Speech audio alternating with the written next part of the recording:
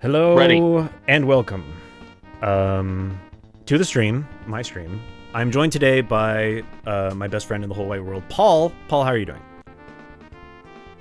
Paul's doing so good. You kidding me? I'm so excited to see everyone, and just as tradition, I'm gonna say hello to everyone who's in chat right now.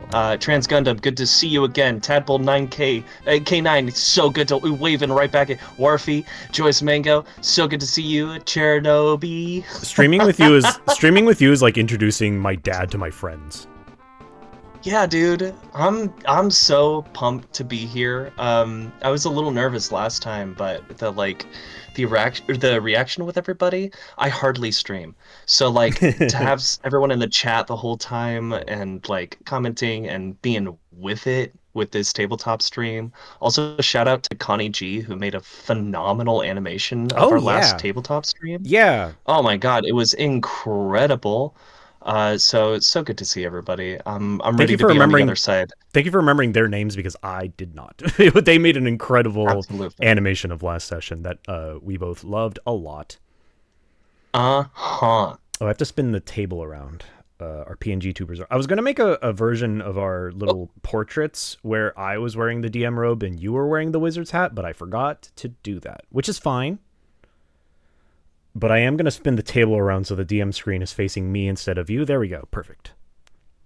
Whoa. That's the magic of streaming. That's movie magic right there. Oh, there's no fucking foobar in this scene. Damn it. Hang on. Hold on. You can't hear the music on stream. Where the fuck is foobar?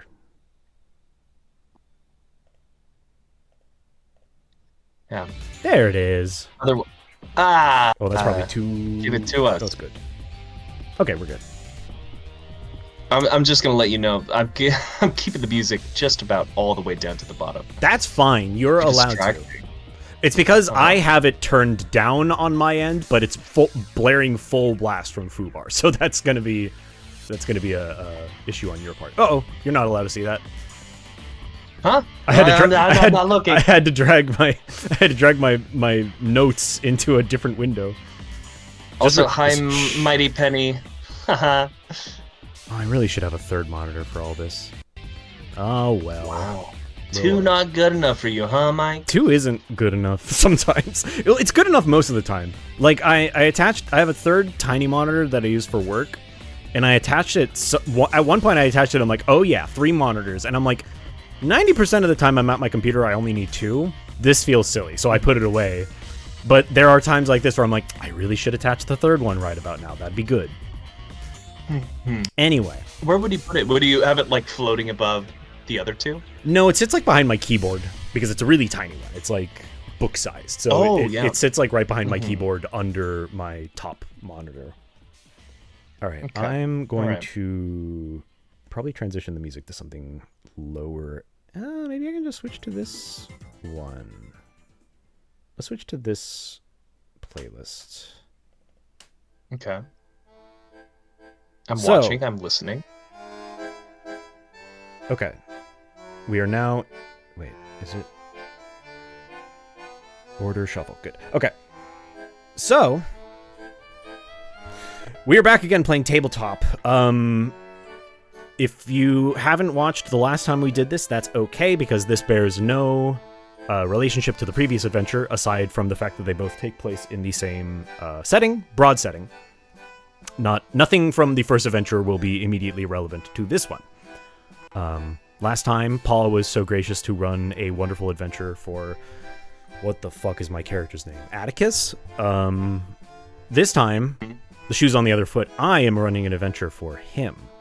And I think it would be best to talk about your character first, because today's adventure is a one-shot format that Paul and I like, that we like to call Hitman level, wherein your objective is to kill one guy, and there are many... It's an open space, there's many avenues available to you, and there's kind of apparent mission stories that you can guide you along. Either way, it's a format that we like because it's very easy to set up and lends itself to a lot of fun. So, by the way, I looked at when we did this last stream. It was December of 2024, just over a year ago, which is crazy. Yeah, baby. So, shortly after that, so probably about a year ago, I came to Paul. I was like, all right, I'm doing a Hitman level for the next one. So roll up an assassin. And he went, okay. And then a couple months later, I checked back in because, and then you came back to me with a really good character that I enjoyed. And I couldn't help but notice that he was very much not an assassin. And I was like, so is this guy an assassin? And you went, oh no, he's never killed anyone in his life. Which, honestly, pretty good place to start. So before I even get into the meat of it, let's meet... no, this isn't a map. Place on this layer. Let's meet Duke Deftly. Let me make a Duke Deftly. This is a picture I drew of him based on a picture that Paul drew. Yeah. Duke Deftly is the shortest 6'2" man you've ever met in your entire life. He's got incredibly good posture right now, but it's completely a facade, right? He has been a whole kaleidoscope, has had a whole kaleidoscope of job experiences throughout his life. He attempted to join the Lonely Hearts clubbing gang in his first attempt at villainy, but completely failed. Reputable band of miscreants. Yes, yeah. Who are all, what was it? They were a gang that was spurred by the loss of their queen and went out clubbing people as retribution for all of that. That sounds right. Yeah. So Duke Deftly has been fired from his bartending job. He's been fired from his attempt to, or he didn't even have an attempt to become an assassin or a thief. But he's taken up a contract to take out someone at the location we're about to see, I suppose. Yes. He's also a terrible thief, in that he's so bad at thieving that his items that he brings along with him often end up in the pockets of the people he's trying to steal from. So I've got a number of things that will be revealed throughout the play, I guess. Which I am not aware of, so I have a whole Marvelous Adventure set up for him. I have like all these plans and all these ways he can go. And then he's just going to be like, I pulled this out of my pocket and I'm going to be like, all right, fuck whatever I was doing, I guess. You have that. So that'll be good. Which I like on your character sheet, you listed the skill as give pocket, not pickpocket. Yes. Yeah, 100%. Also, Paul asked if Skyrim rules apply to pickpocketing, which if you somehow have never played the video game Skyrim, you can reverse pickpocket things onto people.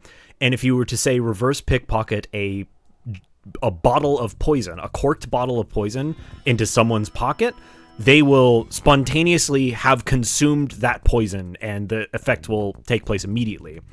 To which I said, yeah, sure. So Skyrim rules are in effect for reverse pickpocketing consumables unless I deem it ridiculous. If you give someone like a gallon of wood glue, they're not going to immedetely drink it. Like that's not going to work. Come on. No. It has to be like a fifth or smaller. Okay. I gotcha.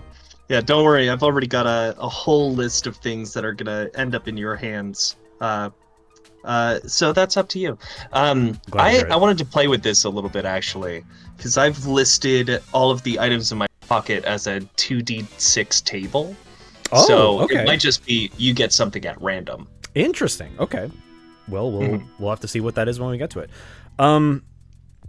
So you have a couple skills listed. I may ask you for... The nice thing about Troika is it's very easy to be like you have your character sheet with your skills and whatever. It's very easy to be like, how much do you know about animal husbandry? And then the player goes, I guess he's like, kind of okay at animal husbandry. Okay, give yourself an animal husbandry +1 skill, right? So we may have to do that at some point, but not that much, I suspect. Okay.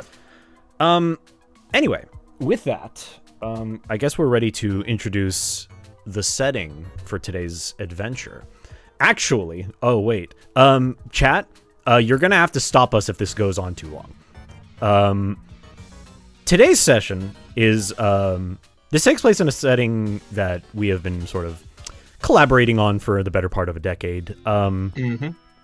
Specifically pertaining to the race. It's a pretty generic like role, like D20 fantasy setting. I'd like to say, like, you know, we have our own spin on things, but it's mostly just your swords and magic and elves and cool stuff, you know, with enough personality to get by. But today's adventure pertains to the race of characters that we have probably spent way too much time talking over. So I do unfortunately need to give you all a preamble on clowns. And again, if you don't stop me, this is going to go on for a very long time, because we can talk for hours about this, and we have an adventure I to get won't to. stop you. I am very excited to have new clown lore in the year of our Lord 2026. So I have a preamble that I've written. Paul, feel free to chime in with anything you feel the need to say.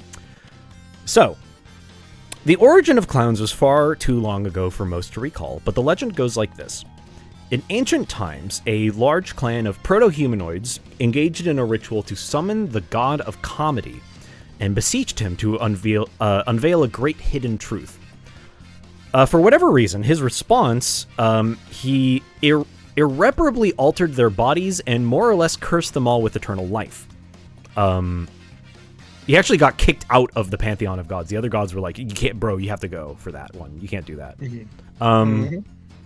And fast forward many thousands of years of them dealing with this anomaly. We now have clowns. So what is a clown? Clowns are humanoid magical creatures. Important distinction. They are immortal, porcelain-skinned, and teeming with magical energy. Clowns retain the physiology of human beings, but they're ultimately more magic than organism. Like, you know how humans are 70% water? Clowns are 70% magic. They have absolute magical control over their bodies and the world around them. Everything about what a clown looks like, down to who they are, is completely pliable in their own eyes. If they wanted to, a clown could split themselves in half and become two people just as easily as we could change our shoes. Which lends itself to a lot of interesting stuff. So basically, like, a group of people got cursed to be clowns. They're incapable of, like, breeding the conventional way, but just due to clown activities, they have, like, multiplied since then, and there are more clowns than ever because they can just split themselves if need be. They can just kind of reconstitute themselves into other beings.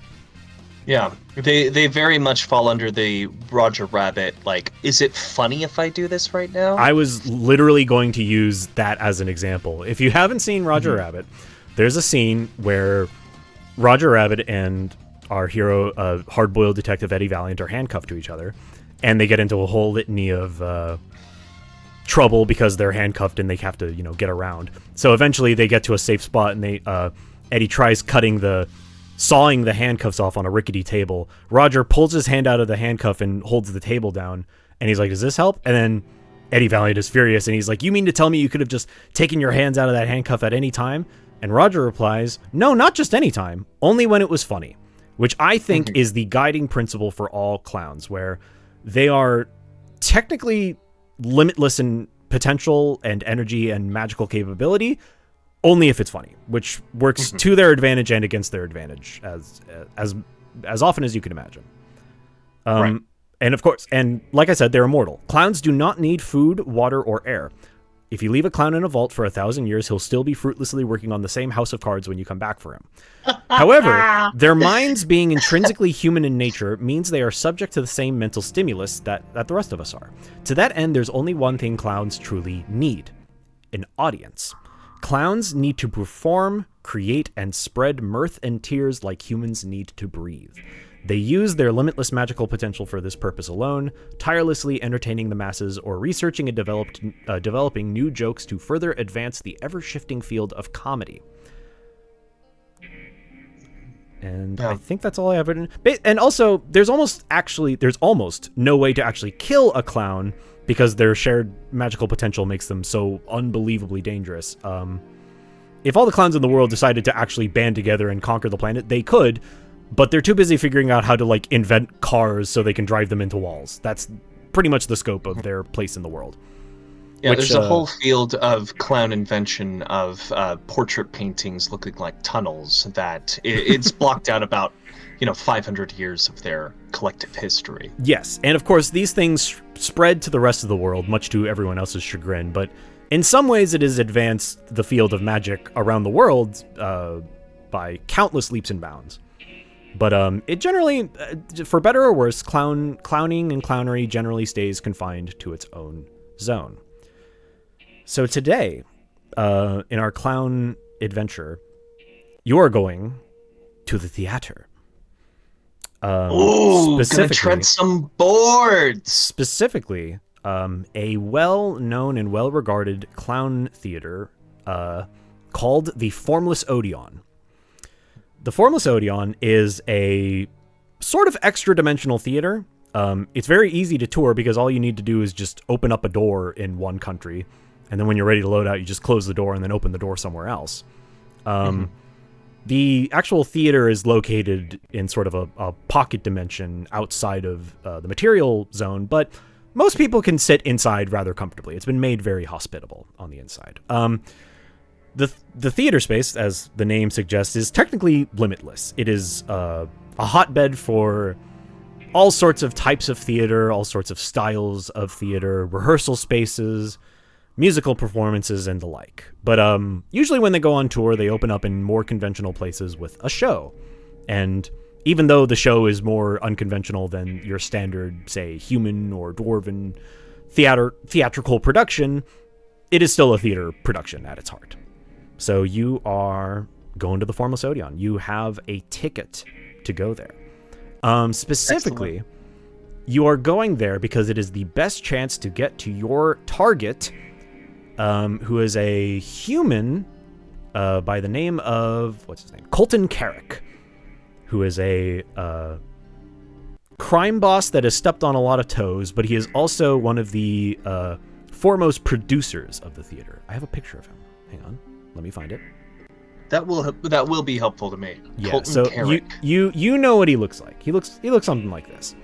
Hell yeah. Oh, I hate him already. I'm gonna kill him. Yeah. So he is a practitioner of the arts, a financier, but more importantly, he is using the theater sort of as like a safety zone, because the theater has a very firm no rabble rousing policy, which gives him sort of a lot of leeway to have a safe ground for like embezzling funds and laundering and other illicit dealings. But he's also just a general shithole of a guy. But he is usually in the Odeon because he, in addition to his own personal guard, all of the clowns in general are guards, because if someone tries to make an attempt on his life, they're going to be like, and then like a wooden cane will extend out of nowhere and then yank them out of existence, and they'll wind up back where they started. So like, yeah, a wooden cane will come out from the wing and snap my neck instantly. Yeah, more or less. So he is your target, and tonight is just your local production of The Burden of the Sun, which is a show that you... Now, here's the thing we actually need to establish. How familiar is Duke Deftly with the theater?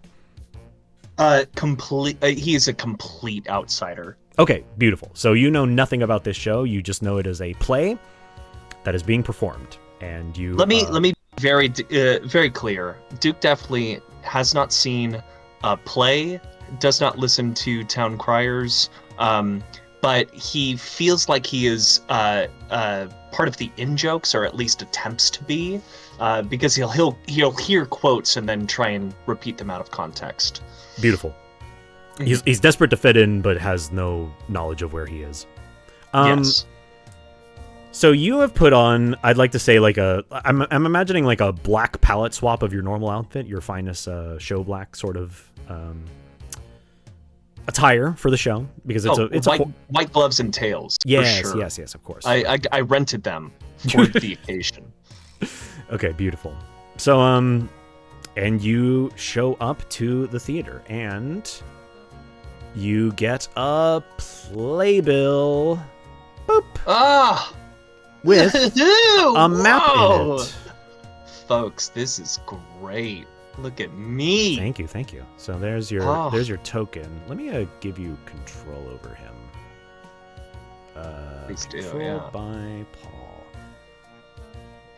Okay, you should be able to control him now. He's really, so like I said, this is mostly a space for like general representations of things. We're not really gonna get into the minutia of things.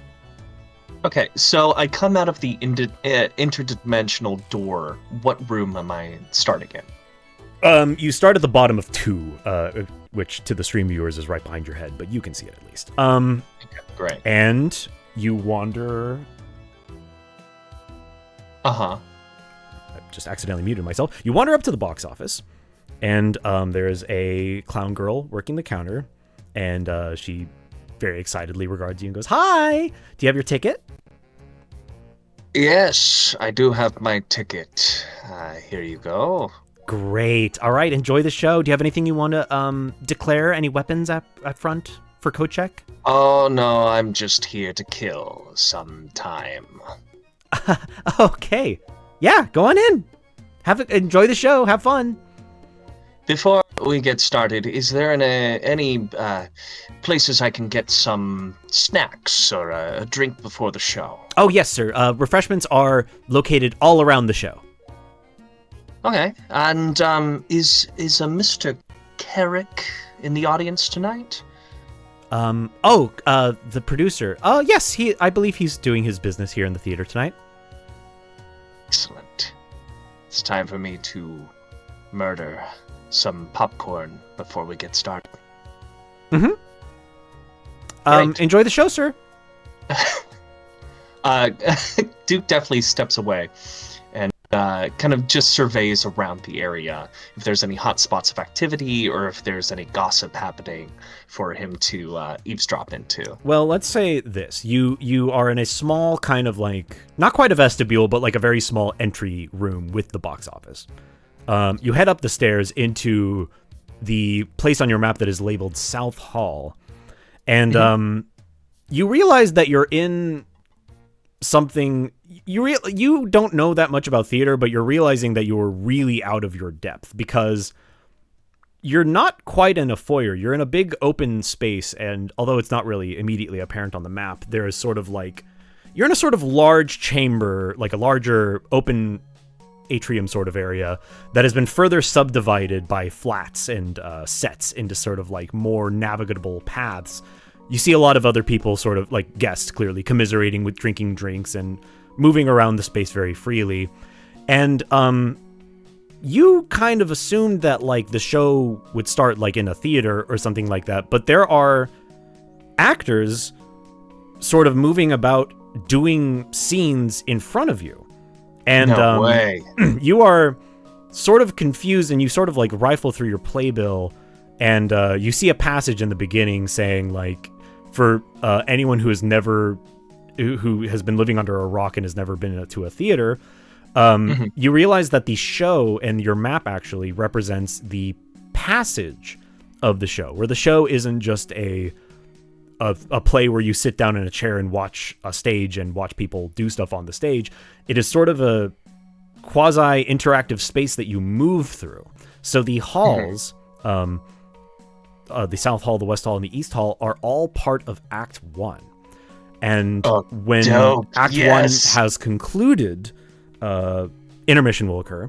And then Act 2 and the finale will convene in the main theater, wherein you will be seated for the stunning finale. So you do feel a little out of your depth because you're not really sure whether to like be quiet because the show is happening, but also you suddenly realize that you have no semblance of footing because there are sort of like, you walk into one kind of corner and you see like a scene happening with some characters. You see some other people who are like slightly confused, but then they look at their playbill, like as if they're like taking like an audio tour, right? Like they're going from exhibit to exhibit, and like they kind of like listen and they're like, oh yeah. So like they're reading their playbill and they're like whispering like, oh, that's a Delcross over there. Yeah, okay. And then kind of watch for a while and then move on to the next bit. And you're not quite sure how, but the narrative just seems to just work no matter where you go and what order you take it all in. Yeah, I think Duke Softly is so outside of the kind of the feeling of the theater. He's going to attempt to ask one of the actors, "What is the burden of the sun? I don't get it." Okay. Well, I need to think of a character that you're talking to. Okay. You kind of you do this. Actually, you know what happens? You do that, and you kind of just get like a nasty look, like you're not supposed to talk to him, and then he just kind of keeps going with the scene that he's doing, and you realize that other not participants, other guests are watching you, sort of like, this guy fucking his first time here, like, and you pick up on the fact like the actors don't talk to you. This is just sort of like an immersive theatrical experience, but you're not like allowed to talk to them, and you have immediately engaged in a faux pas and trying to like make yourself part of the show. Look, is it something I said? I feel like everyone's asking that question. A voice behind you very politely says, no sir, he's just in the middle of a lot right now, if you catch my meaning. And you turn around and you see I have a picture of him. You turn around and you see a waiter. What has to be a waiter.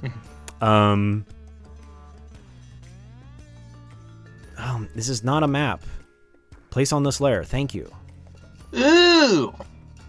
You see a server with just a tray of drinks and what have you. Sort of placidly regards you, saying, and just sort of like basically saving your ass. Just like, is there any sort of refreshments I can get you, sir? What's that you have on your tray there? Oh, sorry. He throws it off the tray, and then he says, "Is there anything you'd like?" I'm sorry. Was that not something? Was that not an option? It's probably better if you didn't drink it, sir. We have anything available on the menu to you, whatever you'd like. I don't know, sparkling cranberry juice. Perfect. He drops a handkerchief over the tray and then pulls it, and there is a sparkling cranberry juice.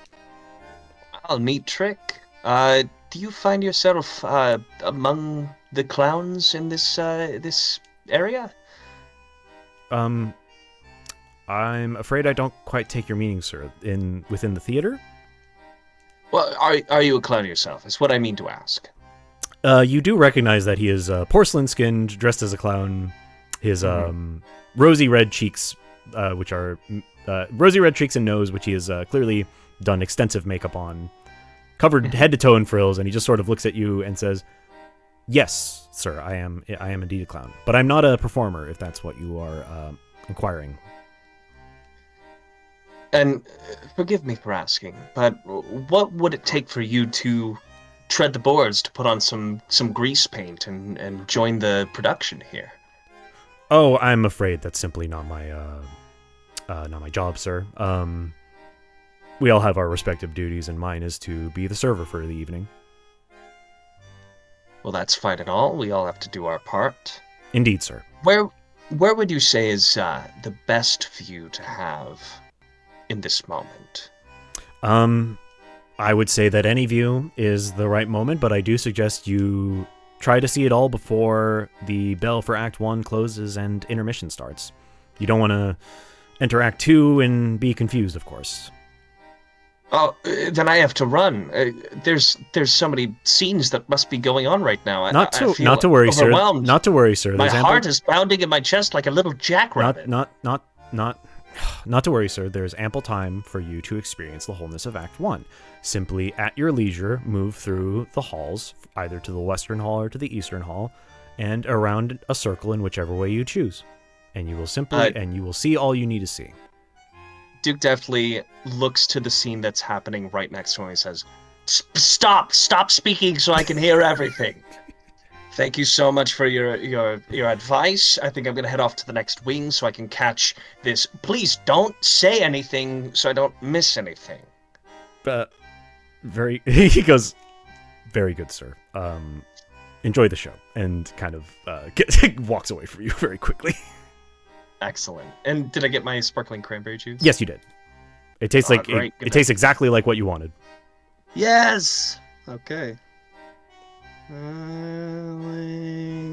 yeah, I gotta write it on my character sheet. Of course. You also, one thing I liked about your character sheet was one of your skills is lore alcohol spelled with an extra H, alchochol. And before I could even ask about it, you said alcohol is chocolate mixed beverages. So yeah, there you go. You are an expert in chocolate mixed beverages, or you have some expertise in that matter. Maybe not actual alcohol. Maybe that's why you got fired from being a bartender.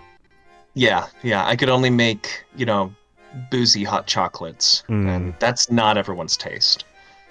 The only he couldn't make any. He couldn't even make a gin and tonic correctly. But if you asked him for my Irish car bomb, you got a pretty good one. Sure do.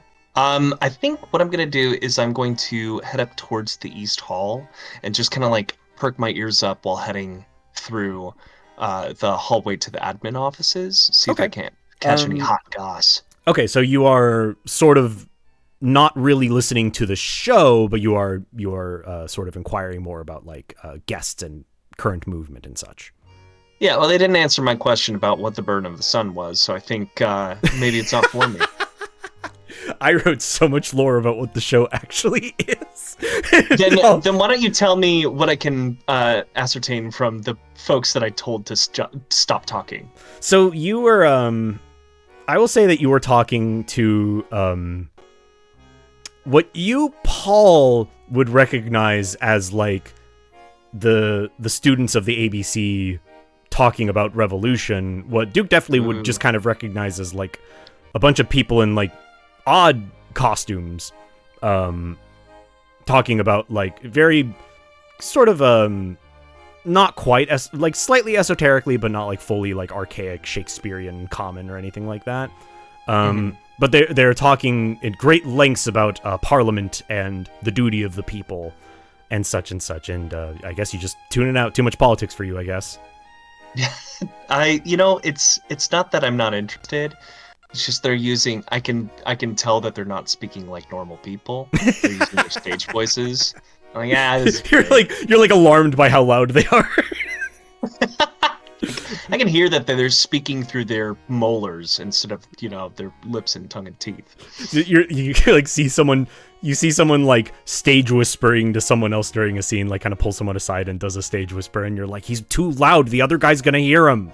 What's going on? Not realistic. I can hear what you're whispering. I probably shouldn't hear it.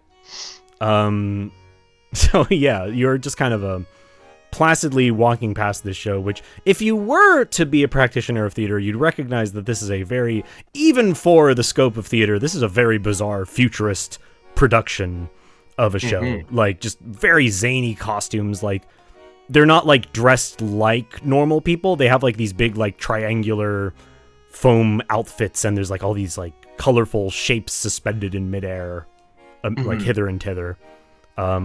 You see, like, you walk by another scene, there's like someone talking to a giant floating cube. Like, it's all going to hell. You don't know what's going on, and you're not going to read the playbill and find out. So you are it's covered by this map. It's covered by the map, and the map is stuck to the page hard and fast, so you can't move it. You kind of like take a semblance of like who's showing up to the show. It's mostly just kind of like people of all races and creeds, and you're sort of like they're.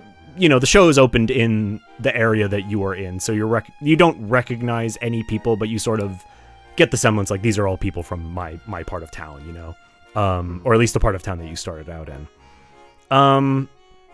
You mentioned that you had a skill to like snoop out people from the underworld. How does that work? So it's a special skill. You may test your luck to find and get in with the local criminal underbelly if one exists. Oh, and then I think I sent it to you. I wrote in a little a little thing for myself that says, and have them complete menial tasks. But I think that was me trying to game the system. I don't slip something in on the character sheet. I don't think that's going to apply. I do think you can potentially get in with the criminal underworld. The phrasing of that is interesting to me. Do you think that means like you could just do that right now and like use like a criminal radar to find a criminal, or do you have to like be wise to someone and then use your shared connection to get in? Yeah, I think it would have to use some sort of like like second speaking of like using some sort of thieves' cant or trigger words that other criminals would understand. Okay. Yeah, but I mean, I could try that at some point. I think right now I want to scope out what the situation is around the room, around Okay. the formless Odeon, as it were. So, consulting your map and walking through the halls, you do get the sense that this is pretty intrusive. Like the scale is not correct. You get the semblance immediately that the main theater is way bigger on the map than it is on your, or it's way bigger in person than it is on your map. But everything, like layout wise, is about what you'd expect from the map. So you kind of wander through the southern hall, just kind of make your way past a couple of scenes, barely parsing the information that is happening around you. You sort of make your way to like a sort of narrower sort of hallway. You do notice that there are a lot of like places to sit, places to eat, bars with bartenders, just kind of all around. So it's very comfortable to sort of just like move about, luxuriate, and you notice that most people are really taking their time. You walk past what, according to your map, for some reason, I don't know why they list it, but you're walking past the admin offices, which is gated off with a sign that says no entry. And there's no one standing guard, but you do see people like moving around in the offices, so you don't suspect you'd be able to wander in too far before someone caught you. And then I suppose you just keep moving on to the Eastern Hall, which is... I would like to, oh, yeah? if it's possible, just kind of linger around the admin offices, see if there's like any... If I can eavesdrop a little bit while I'm, sipping on my sparkling cranberry. Sure. You linger for a little bit. You're loitering. You do get the sense that these hallways are kind of like the one place you can't really loiter. Like, no one's stopping you yet, but you are catching a lot of looks for loitering outside of the admin offices. Not from like workers, but from like other guests and stuff like that. But you've been in your fair share of trouble, and you know that you're still good. Okay. Do you have like an awareness? Can you roll a skill? I don't think you have awareness, but just roll under your skill for me. Okay, so my skill is 5, so it's going to be a tough roll. Let's see what we can do though. Ooh, that's a 1 and 3, 4. Hey, very nice. I will. Let's see. What do you hear? You hear You can't quite see around the corner without poking your nose where it doesn't belong, but you do hear a voice, sort of... you hear two voices talking to each other from afar. That sounds like someone talking to their secretary.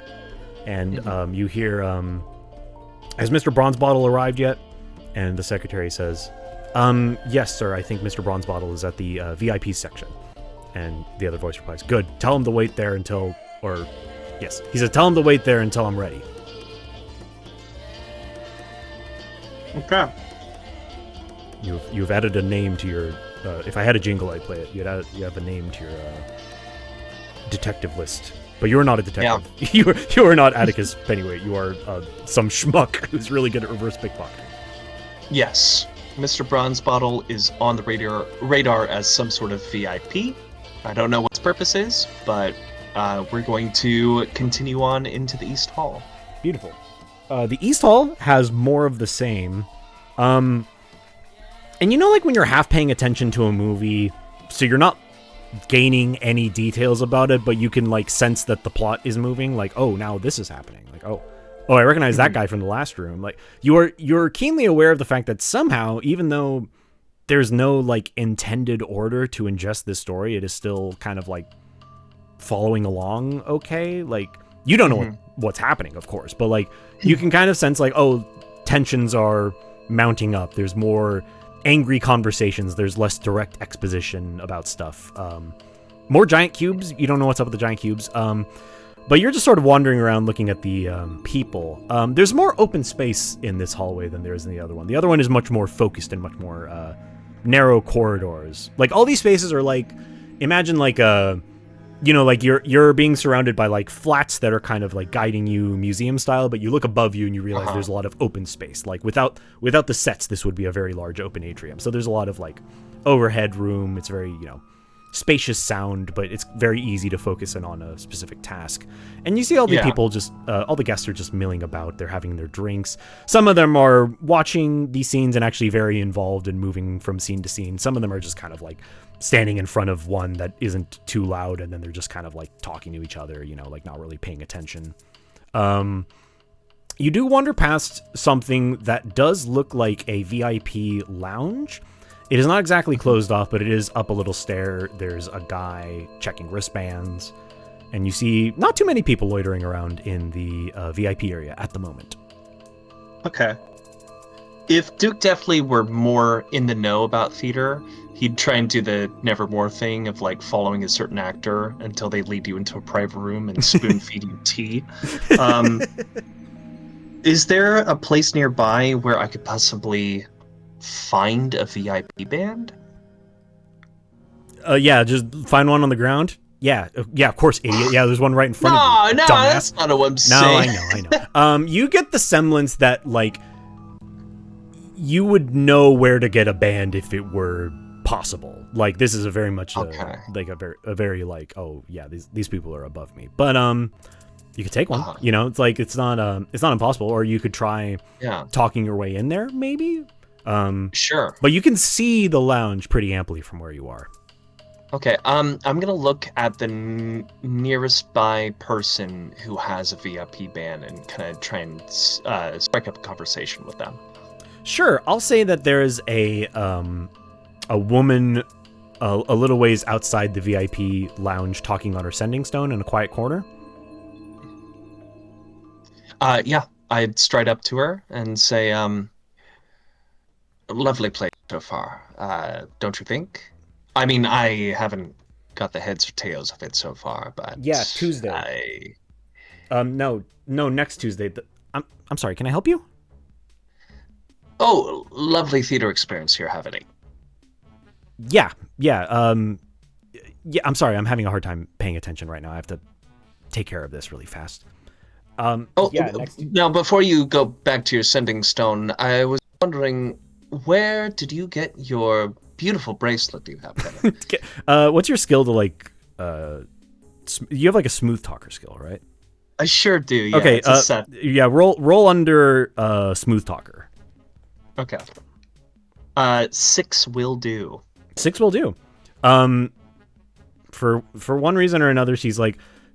You kind of realize that she did actually, like, she's doing business right now, but she was actually desperate for an out. She's like, listen, I'll call you back. Okay. Sorry, what were you saying? I couldn't help but notice that beautiful bracelet you have. Is that a wristband? Oh. It looks like it's made of some easily tearable paper. Or... Oh, it's the band for the VIP room over there, or the lounge, I should say. It's not even a room. Oh, and are those easy to come by? I'd love to see the whole gambit of everything that Formless Odium has to offer.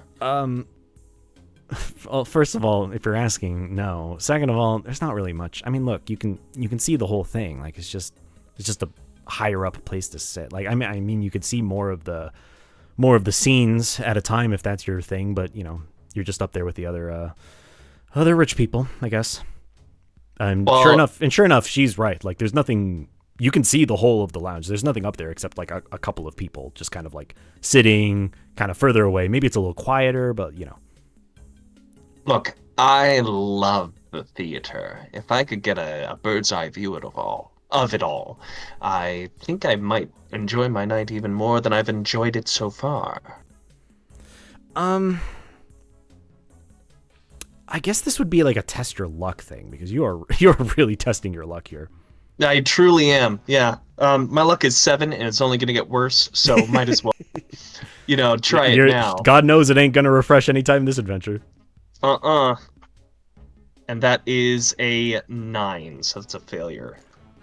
I'm sorry, I can't just give this to you. It also won't come off. Like you have to. It doesn't come off until you leave the theater. Really? Yeah. Like, look, try. She hands her hand over to you, and like you see like the easily tearable paper band, and she offers like literally like offers for you to try to take it off of her. Okay. Does this constitute as stealing? You can try. Okay. I'm going to try to steal this wristband, which I think is going to enact my give pocket skill. But you're not giving anything. You're Um, literally taking it. I know. I He's not know. going to I'm get. just It is very not. bad at stealing. I'm You are very bad at taking things stealing. from people. You are very bad at taking things from people. This is, if anything, this is going to be like a -1. So I'm gonna roll for it, and if I succeed, then you're gonna get something from my inventory. Okay. Oh, okay. So you're not even attempting to take it off. You are just like spaghetti falling out of your pockets. You're just producing something out of the ether. Exactly. Okay, sure. Yeah, All right. I'm so bad at taking things from people that things in my inventory just end up They in just their end up pockets. there. All right, go for it. So that is a success with a 7. I need you to roll 2d6. All right. Is just the total or the numbers? It's the total. All right. I got a 9. Okay, cool. You got a gust crab from Monster Hunter Rise. Oh my god. Yeah. Okay, does it go on the ground like does it just like pop up on the ground in between you, or do you like put it in her hands? Look, I think as far as like Skyrim rules go, it immediately goes off and like slams her into the ceiling. Yeah, well actually I'm going to say that the roof the ceiling is high enough that you don't crash into the ceiling, but both of you are probably close enough to this that you both get jettisoned up in the air. And she's like, Amazing. "Oh my god." Oh, I'm so sorry. This happens from time to time. I should have warned you.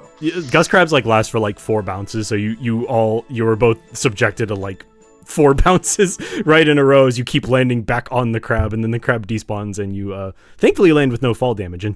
Interestingly, So good, so good, and so but she helpful. is clearly shaken up, and you have drawn a lot of attention to yourself. Some people are like, "Whoa, is that part of the show?" Like, "Oh, okay." Like, while some of the other some of the crew are more like, "What the fuck was that about?" And then the guests are like, "Oh wow, what? I wonder what that was about."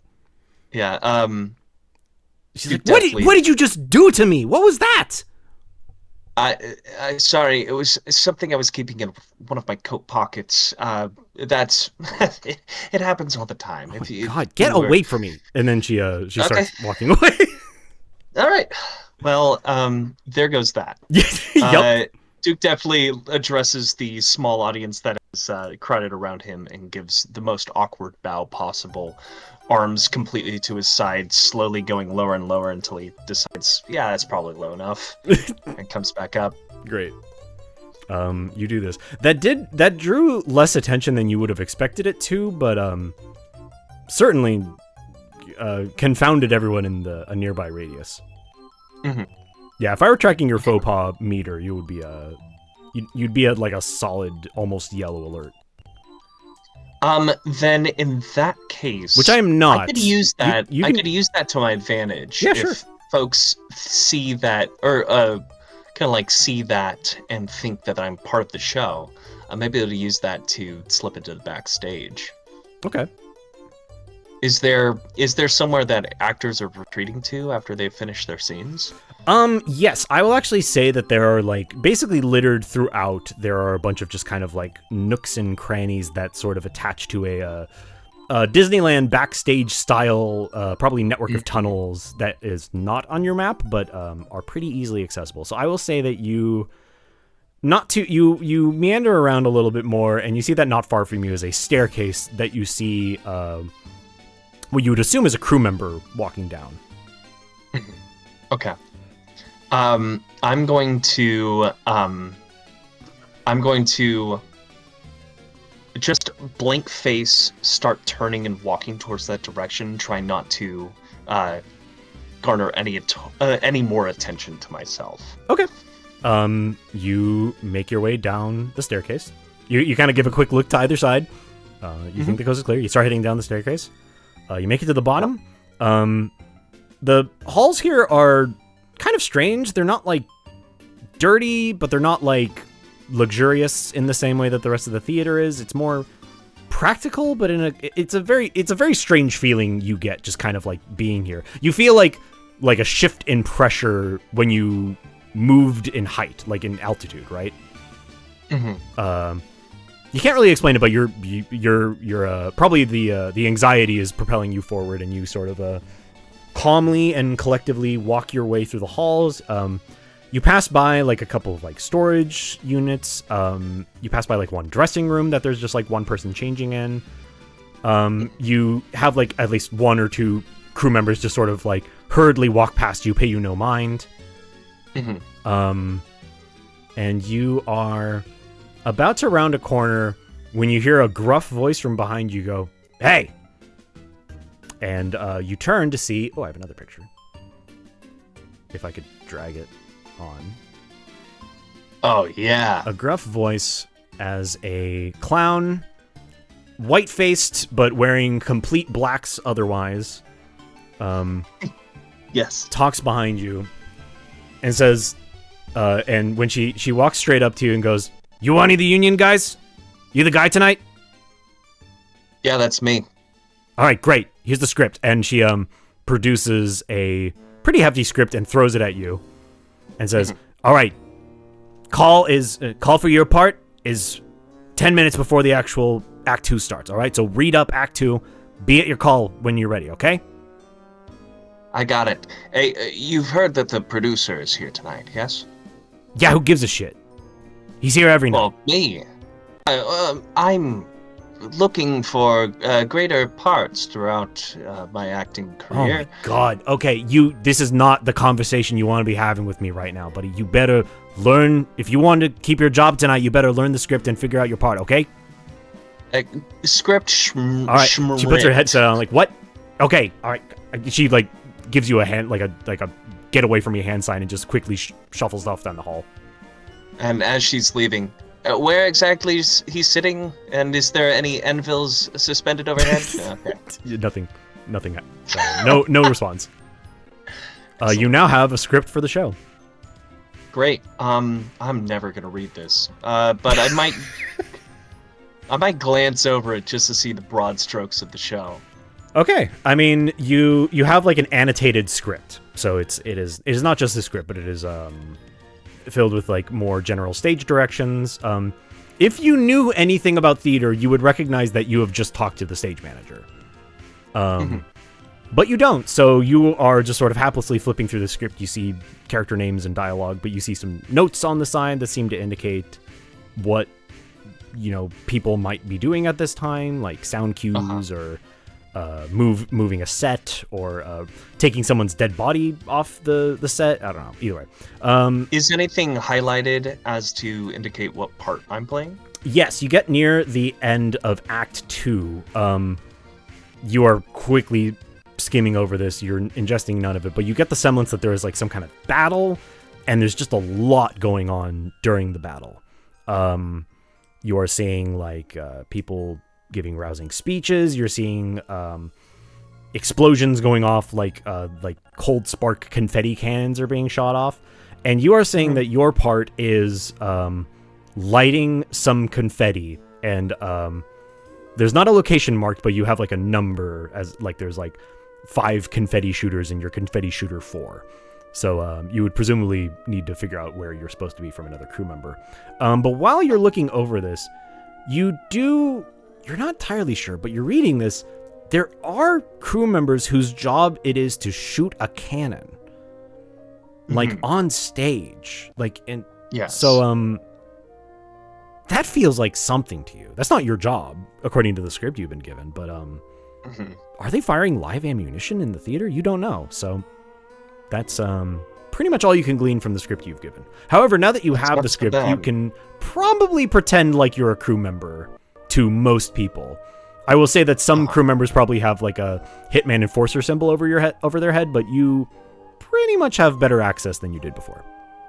Okay, great. I think in that case, I want to head towards the main stage to kind of scope out where the 4th confetti cannon operator would stand. And all along the way, I'm looking for cannonballs. Okay, so you are going into the main theater now? I think so, yeah. Okay, so you make your way into the main theater via the underground tunnels. You kind of maybe ask a person for directions, and they help you.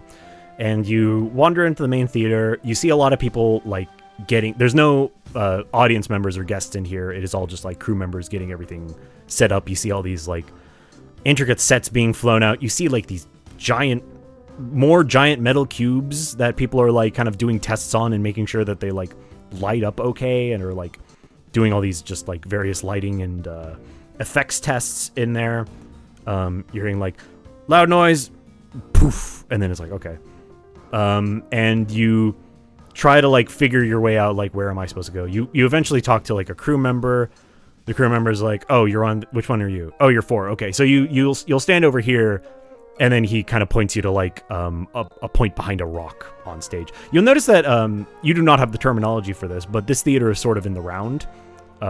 There's sort of like a big stage in the middle. There's sort of these different rafters and of various heights that are sort of magically suspended in the air, and you're kind of more looking at the seats around you, and you're realizing there are a lot of seats, but they are kind of surrounding you in every direction.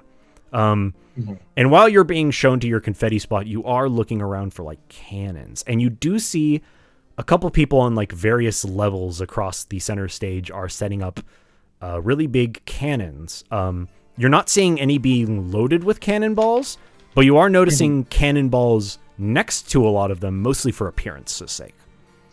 Excellent. Okay. At this point, I'm just kind of... I feel like I'm doing the stage tech thing where you don't smile and you don't show any interest in what's going on in the show itself. But trying to see an opportunity where I can load a cannonball into my bespoke cannon. You do not have a cannon. You have a confetti shooter. You have like a small little it's like a confetti shooter. It's like a small disposable apparatus you have that you watched someone test another one earlier, and it just shoots off like a host of sparks, like a pyrotechnic effect. It is not a cannon. Okay. Damn. Okay. But you are like within. You can see some guys setting up cannons.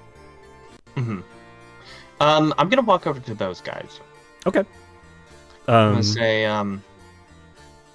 well, we've got some high-profile audience members here tonight. I'm ready to put on a show for them. You just happen to land on a very a much friendlier than average crew member. Goes, yeah. There's some. We always get some big names here at the show, especially for a show like this. Which, between you and me, I'm not the biggest fan of this one. But you know, the people like it. The people have spoken. They come from all around. Yeah, but we got some big names. I hear that the Princess of oh man sorry, hang on. Where's here? Knob, where's that queen from? Somewhere in the somewhere from the Delcos Protectorate. Actually, there's a queen coming by, or I don't know, something like that. Either way, yeah, it's a big show. It's a lot to live up to. Oh, well, we wouldn't want someone from the Delcos. Grove DG in chat. The Bobo is here. The Bobo is coming tonight. From the Book of Bobo? From the Book of Bobos, yeah. No, sorry. What were we saying? Well, we wouldn't want someone from the Delcos Protectorate to have a poor show, now would we? Nah, especially not, like this is like the history of it and everything. Like it's like it's kind of important that we, make sure everything works well by their perspective as the winners, right? Right. Yeah, the winners write the history. Yeah, you said it, man. How much time do we have until Act 2 starts? Oh, he looks at his watch. He says about an hour, give or take. I kind of lost track of time when the Act 1 started, but I would say about an hour. These things are so long. Have you done much theater? So much. Right. Well, yeah, I mean, you got an easy... theater. Yeah. Well, yeah, you got an easy job tonight. You just, you know how to use that thing? You just twist the bottom and it, pops up. But make sure you're aiming it up and not at your face because it'll hurt. Well, would it potentially kill someone if I were to aim it at their face? No, God, no. It would just be, loud and a little hot. Of course. That's. You're not going to shoot it at anyone, right? You shouldn't do that. No, of course not. No. Okay. What would need to happen for it to kill someone? He's like, I'm gonna be real. Even being generously ignoring that you just asked me that, I cannot think of a way to make that kill someone. Like, literally, it's just magnesium powder, right? Like, it can't even, like, or, like, not magnesium, sorry, titanium powder. It's just titanium powder in there, and it ignites. Like, it doesn't even feel hot when it hits you. It's just like a, you know? Mm-hmm. Okay. I don't know if I want to do this job. Well, you got hired onto it. You can leave if you want. We can, I don't know. I'm sure it'll be fine without one more spark. I guess I'll do it, I guess. Yeah. Anyway, he kind of realizes he's been talking to you for a little too long, and he kind of goes back to his work. Duke definitely is sulking now. Can't even kill someone with a cannon. How cool is this? Well, no. The thing you are using is like a sparkler. This guy is loading a grade A cannon. Or not loading, he's like putting gunpowder into a grade A cannon. Which is probably not going to have a cannonball in it for the show, because if it did, that would be really dangerous. Uh-huh, okay. Fantastic. Then I think I'm gonna see if there's any more of the show I can kind of like view to get context before Act 2 starts. So sure. I'm thinking, I think I'm going to, like, you know, put on a big show of giving a thumbs up towards the machine to show everyone that, like, oh, that guy gets it. And then I'm going to move my way into the West Hall. Okay. You do that. You kind of make your way into the West Hall. There's more show occurring here. Very similar. There's just partitions and people talking, and you kind of get the stake. The stakes are much higher now. There's more people like arguing in the. You can't really tell where anybody is, like setting wise, but like maybe they're in the streets, maybe they're in someone's house. You don't really know, but there's a lot more people arguing. You see more of like gatherings of cubes and people yelling at the cubes and stuff like that. Great. There's some... So it's not only modular set, it's modular actors as well. Yeah, at this point you realize the cubes are not part of the set. The cubes are like not like named characters, but they are representative of like entities within the play. Like they're being addressed, and the cubes are in turn kind of making this strange thrumming, which the characters are interpreting as language and communication. Amazing. With all of the with all of the hubbub and arguing going on, thank you. I'm going to take some time to try to pick out. Oh, I had his name. Hold on. Is Mr. Blankety Blank Carrick? Is Mr. Carrick in the crowd currently, or is he kind of like indisposed somewhere else? You have not seen him. Mm-hmm.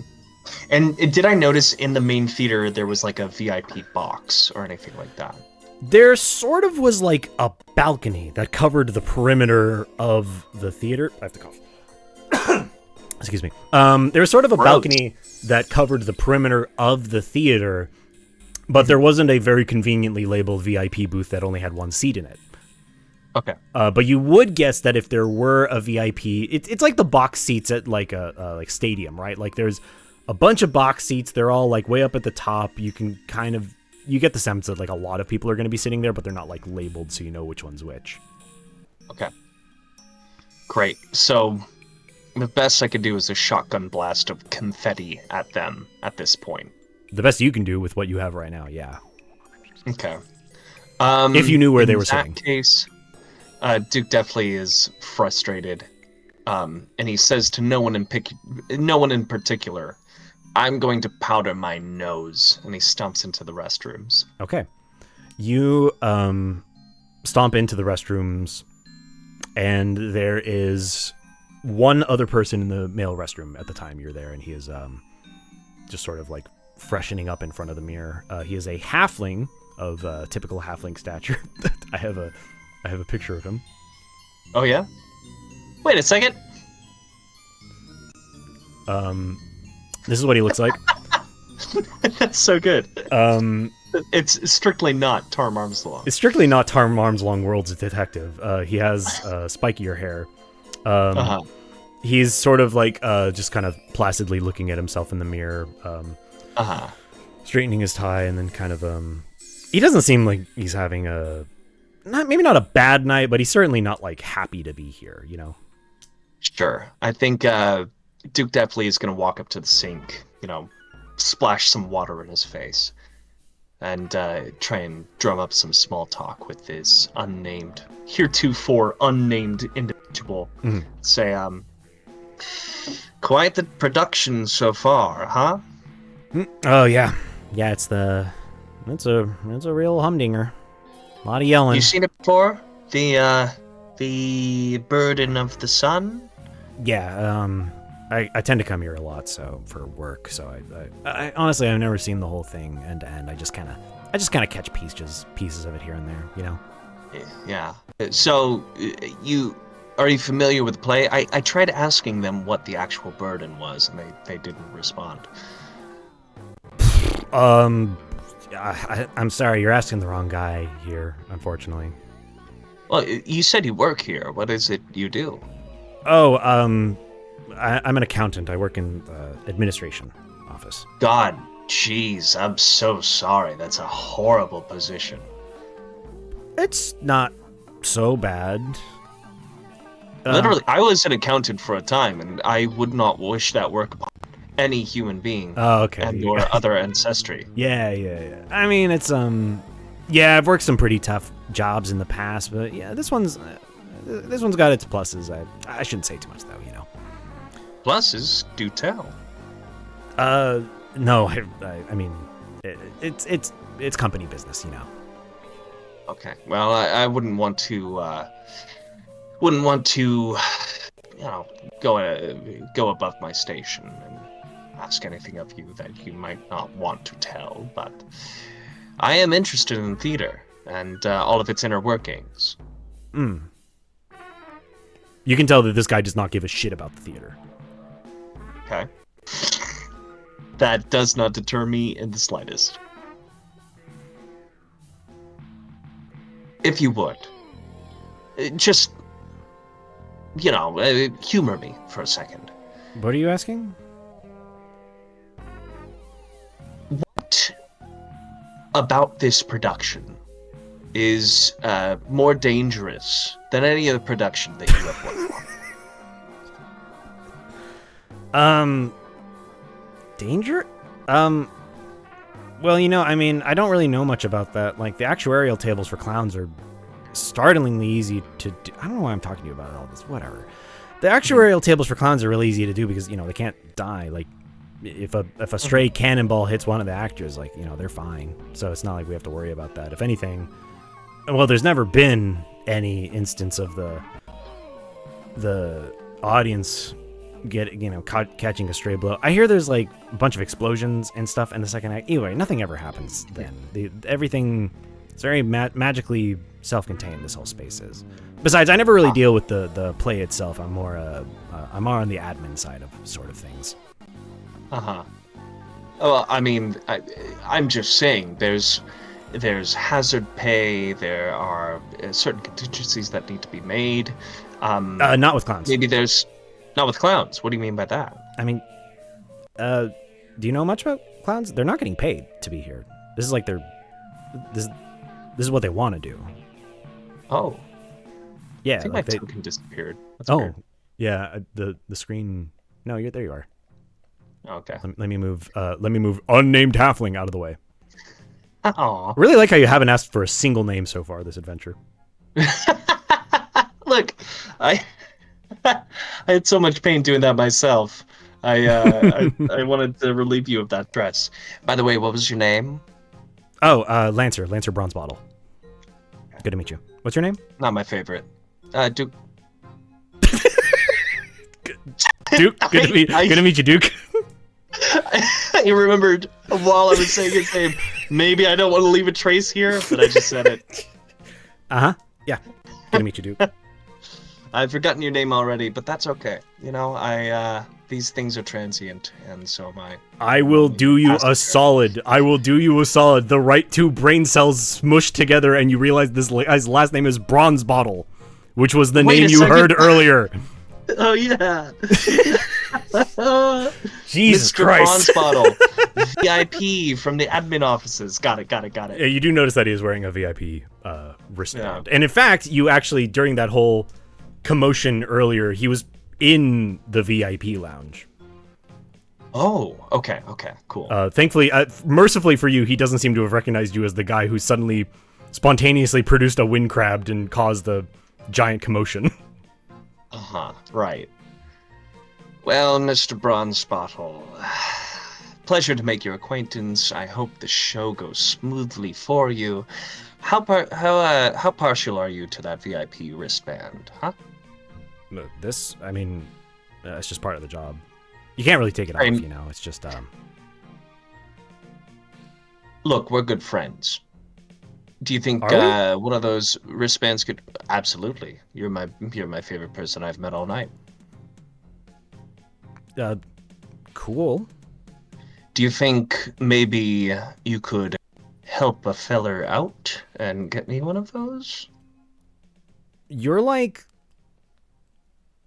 asking this guy. I'm trying to think of a comparison here. You're like you're like asking this guy if you can stand behind the counter at a grocery store. Like you're going up, you're in the grocery store, you're putting your stuff on the grocery, like, hey, can I stand there where you are just for a minute? And they're like, yeah, sure. And then you do it for like a second, and you're like, yeah. Look, that is how he's looking at you. I have a script. I'm part of the production. I have all this time to kill before Act 2 starts. I just think it might be pertinent to get a host. You're a crew member.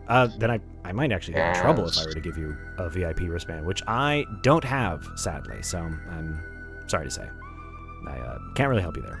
I mean, if you really want to go up there, I guess you could. I could tag you. You know, you could tag along with me, and I guess I could let you in. That'd be phenomenal. Great.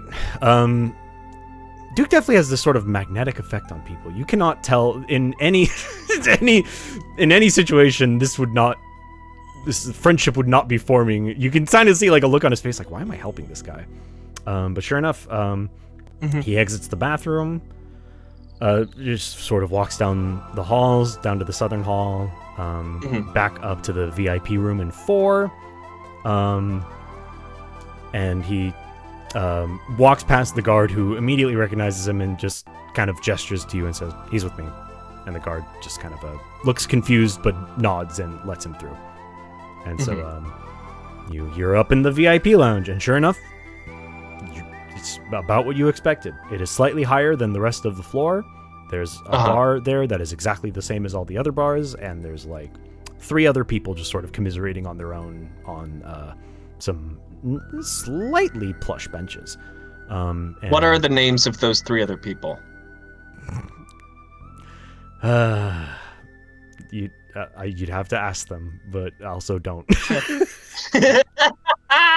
Okay. That is not in the of all the characters I named and the pool of names I kept in my back pocket. That's not one of them. Yeah. Great. Ain't that just how GMing goes? Like, you just like, all right, I thought of the names for this guy, this guy, this guy, and this guy, and then suddenly it's like, oh yeah, go over there. What's your name? My name? Oh, my name? My name? That is my favorite segue to. I asked the question so I can give myself 3 more nanoseconds to think of some high fantasy name. Yes, that doesn't exactly. exist. Yeah, I think when I get up there, like, I take a deep sniff in to whatever clues might be in here that can help me with my assassination attempt. Jack shit. Honestly. Jack shit. That's okay. Your meager detective instincts are telling you that Lancer Bronze Bottle might be the right guy, like might be your closest in, but you also get the feeling like you might have missed your chance. Ooh, okay. You miss my chance how? Like I didn't talk to him correctly, or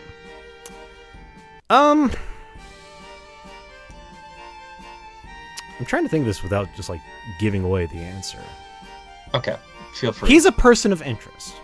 You heard earlier that someone in the admin offices was expecting a meeting with Mr. Bronzebottle. Okay. You and sitting with him for a moment, he's not really paying attention to you anymore. All these other people are like commiserating, drinking, having fun. He is sitting like he is in the waiting room at a doctor's office. Okay. And he is sort of clutching a bag at his side, just sort of like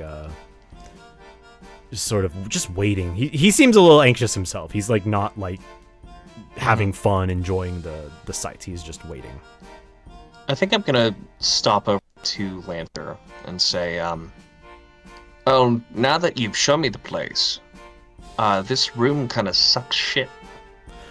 Yeah, that's what I was trying to tell you. Uh-huh. Well, if there's nothing pertinent to do, I mean, why would you come up here? Oh, it's just where my boss has me wait. I mean, if I gotta wait somewhere, I might as well wait up here where it's quieter, right? Who's your boss?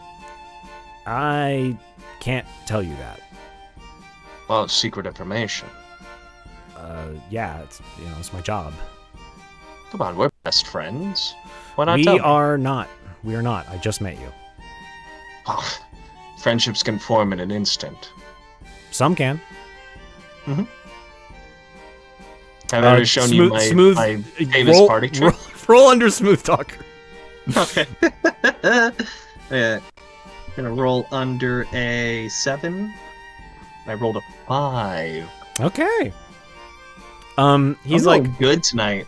you are really, really good tonight. He's like, all right. I mean, I do work. You can tell he's having a really hard time saying this. Like, there's something about it that is tripping him up.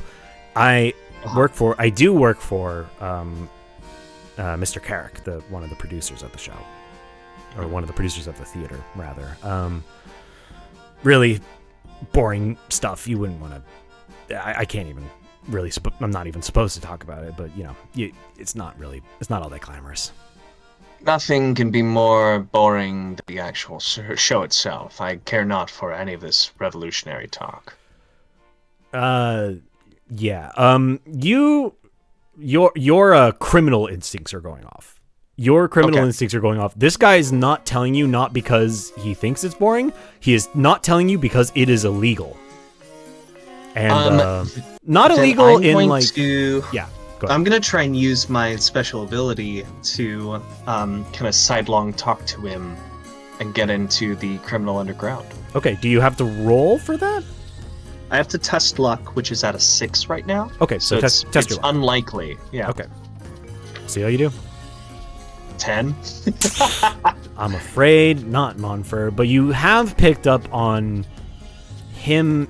He is up to something criminal, like 100%. And it might not be the worst thing in the world, but he certainly is not going to talk to you about it. Okay, right. I think Duke Lovely like shoves an elbow in his side and says, "Crime, right?" And just kind of like looks off into the crowd. Well, I'm gonna go get a drink. Do you want anything? No, I really don't. Thank you. Sure. Yeah. you More for me. you nudging him and being like, yeah, crime, right, has made him like really clam up. He's like not talking to you anymore. Excellent. I think that door has shut. I think maybe so.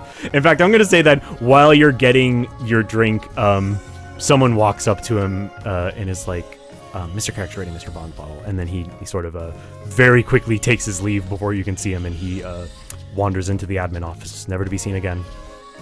Yeesh. Okay, well, mission failed, folks. We'll get him next time. You have failed one mission story. Okay. I think. God. Okay. So, do I have to watch the show to figure out the next clue? Jeez. I gotta play catch up with all of the other audience members. Well, you are, I'll say you're partway through one mission story. You have an in to the theater Yes. during the climactic final act. You are adjacent to a deadly weapon during that time. I am.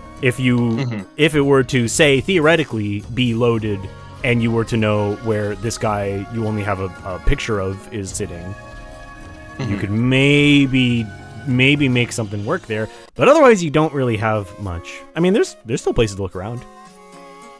Yeah. I kind of get the sense that like Act 1 is coming to a close, but you still got like at least like 20 minutes or something. I'm gonna see if I can't go backstage into the rehearsal spaces to get some insider goss. Sure. Yeah, so you meander back up northward to the rehearsal halls. You walk past a few guests, but you're able to walk past the no entry sign with very little trouble because you appear to be a person, a crew member, that is. That's true. And you're just sort of wandering back. There's not a lot of people here, but you are seeing like some people. You're aware that like there's other business happening here while the show is going on. Like there are actually other people rehearsing. Like you hear like someone practicing some like instruments in one room. You you walk past another room and you see that there's like two people on stage practicing a song in a musical, and then there's like just like one or two other people in the audience, probably the director paying attention to it. Okay.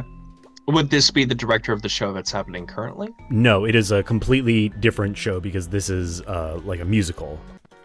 Uh-huh. Okay. The guy it's like they're both dressed in these like very weird jet black outfits, but it's like they're kind of moving very weirdly and erratically, but it seems to be like a love song. Okay. You see, I'm trying to remember how it goes. I'm trying to do a joke here. I'm sorry. Keep going. You got this. I'm getting psyched out because there's other music playing.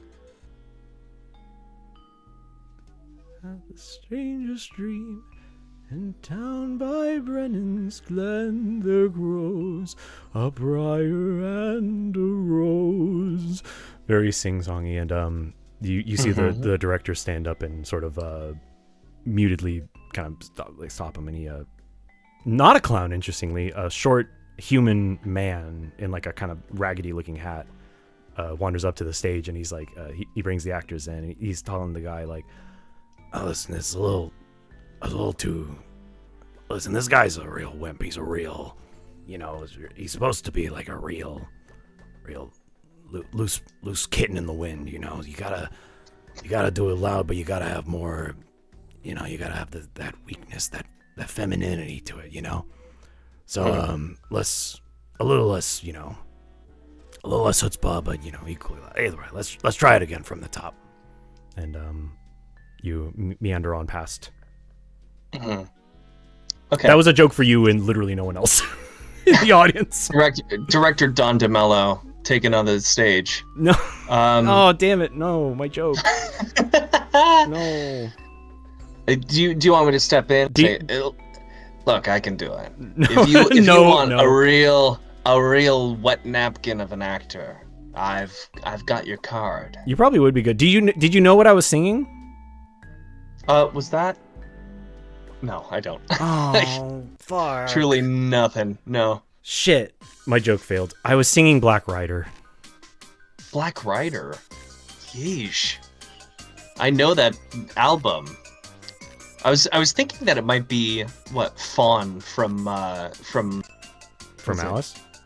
From Alice. No, it was Briar and a Rose from Black Rider. I was trying to convey the German expressionist ass play happening. Yeah, and sorry, human I man didn't... giving. Okay, whatever. The ship sailed. Tom Waits does exist in the world of Endeavor. That's all I meant to say. Look. This is canon and this is real. Yeah. Okay. Critical. I rolled a critical failure on my joke. That's all right. That's okay. But anyway, you pass through the unceremonious rehearsal halls. You kind of get a semblance like the deeper in you go, the more you're like heading down. Like there's just like a staircase that leads into another hallway, which leads into like another hallway. Yeah. And it's just like you're just getting you kind of like feel yourself just like compelled. And eventually, let's see. In fact, you start realizing like everything feels like older and older, like the deeper you go, and eventually like you're turning a staircase and like a plank breaks out from under you, and suddenly you fall into a room below. And you land on like a box with a puff of smoke. Mm-hmm.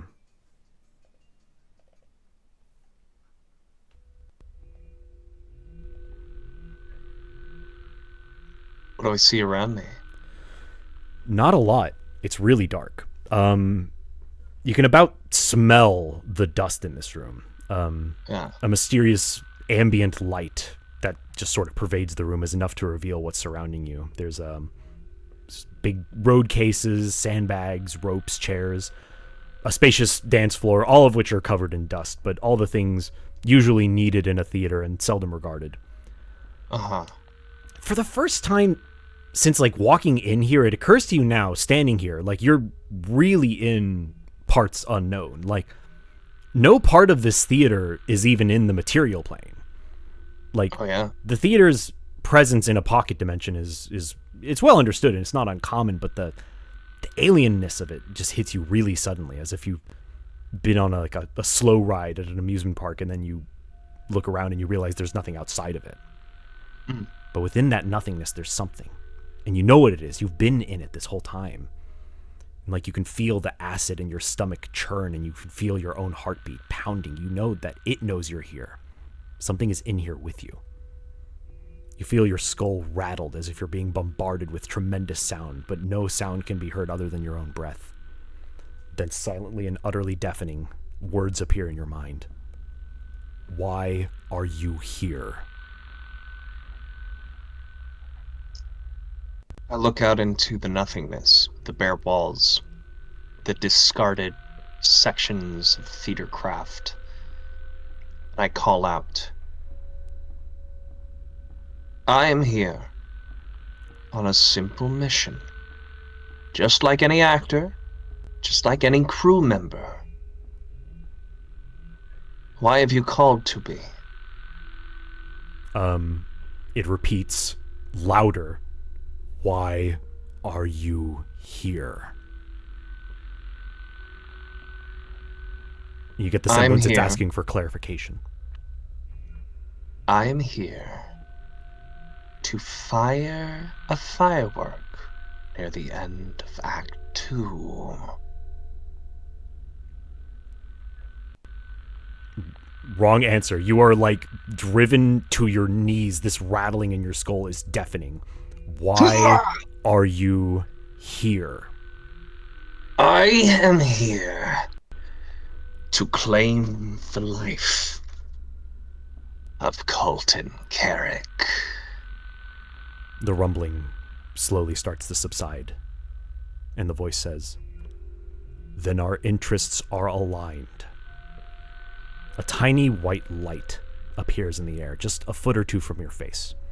Its dimness is hardly blinding, so you gaze into it, watching as it slowly, mysteriously refracts against nothing.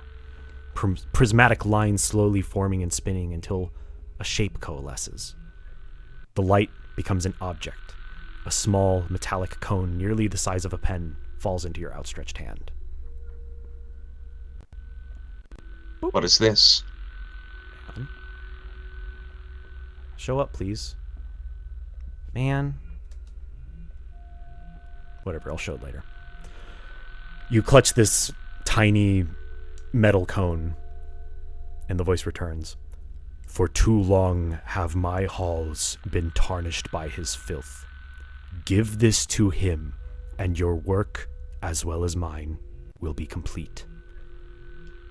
And then deafeningly loud, knock him dead. And then suddenly you are somewhere else. You're back in the hallway amidst the rehearsal hall. And Fantastic. you look in your hands. If I could get this thing to fucking show up. Maybe I can make it show up on the map layer? Maybe. I don't know why it's locked down. I'm going to reload Roll20. Okay. You have a small metallic cone. You don't quite know what it is, but it looks like it has a pin on it. Mm-hmm.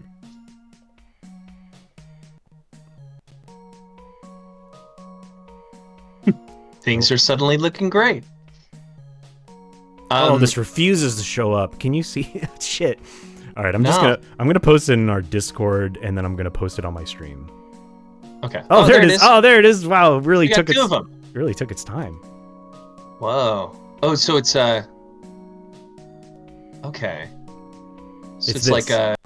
It has a pin. It's a lapel pin of some kind. It looks. There's like it's like a cone though. There's like something supposed to go into it. Okay, great. Oh, it's like a holder for a flower? That just like you've never seen this thing before, but that sounds correct. Like holding whatever this is in your hand, this is not just a piece of metal with a pin in it. Like this is you have been given something truly out of this world. Oh. But the image of this being pinned to someone's chest seems 100% correct to you. Okay, great. And with that, you take the mysterious artifact, and you're back in the halls. And you hear the bell that intermission is about to end. You've been out for like about 10 to 20 minutes. Oh no. Okay. Well, the stagehand said that I was called 10 minutes before Act 2, so I gotta boot. You're a little late, but yeah. Boot backstage to see if I can't get into place. All right, you do that. So you run back. You're a little late. Would now be a good time for a little restroom break? Oh yeah, that's a great idea. Let's take a quick little break. I will deafen both of us for the time being, and we'll see you guys soon. Peace.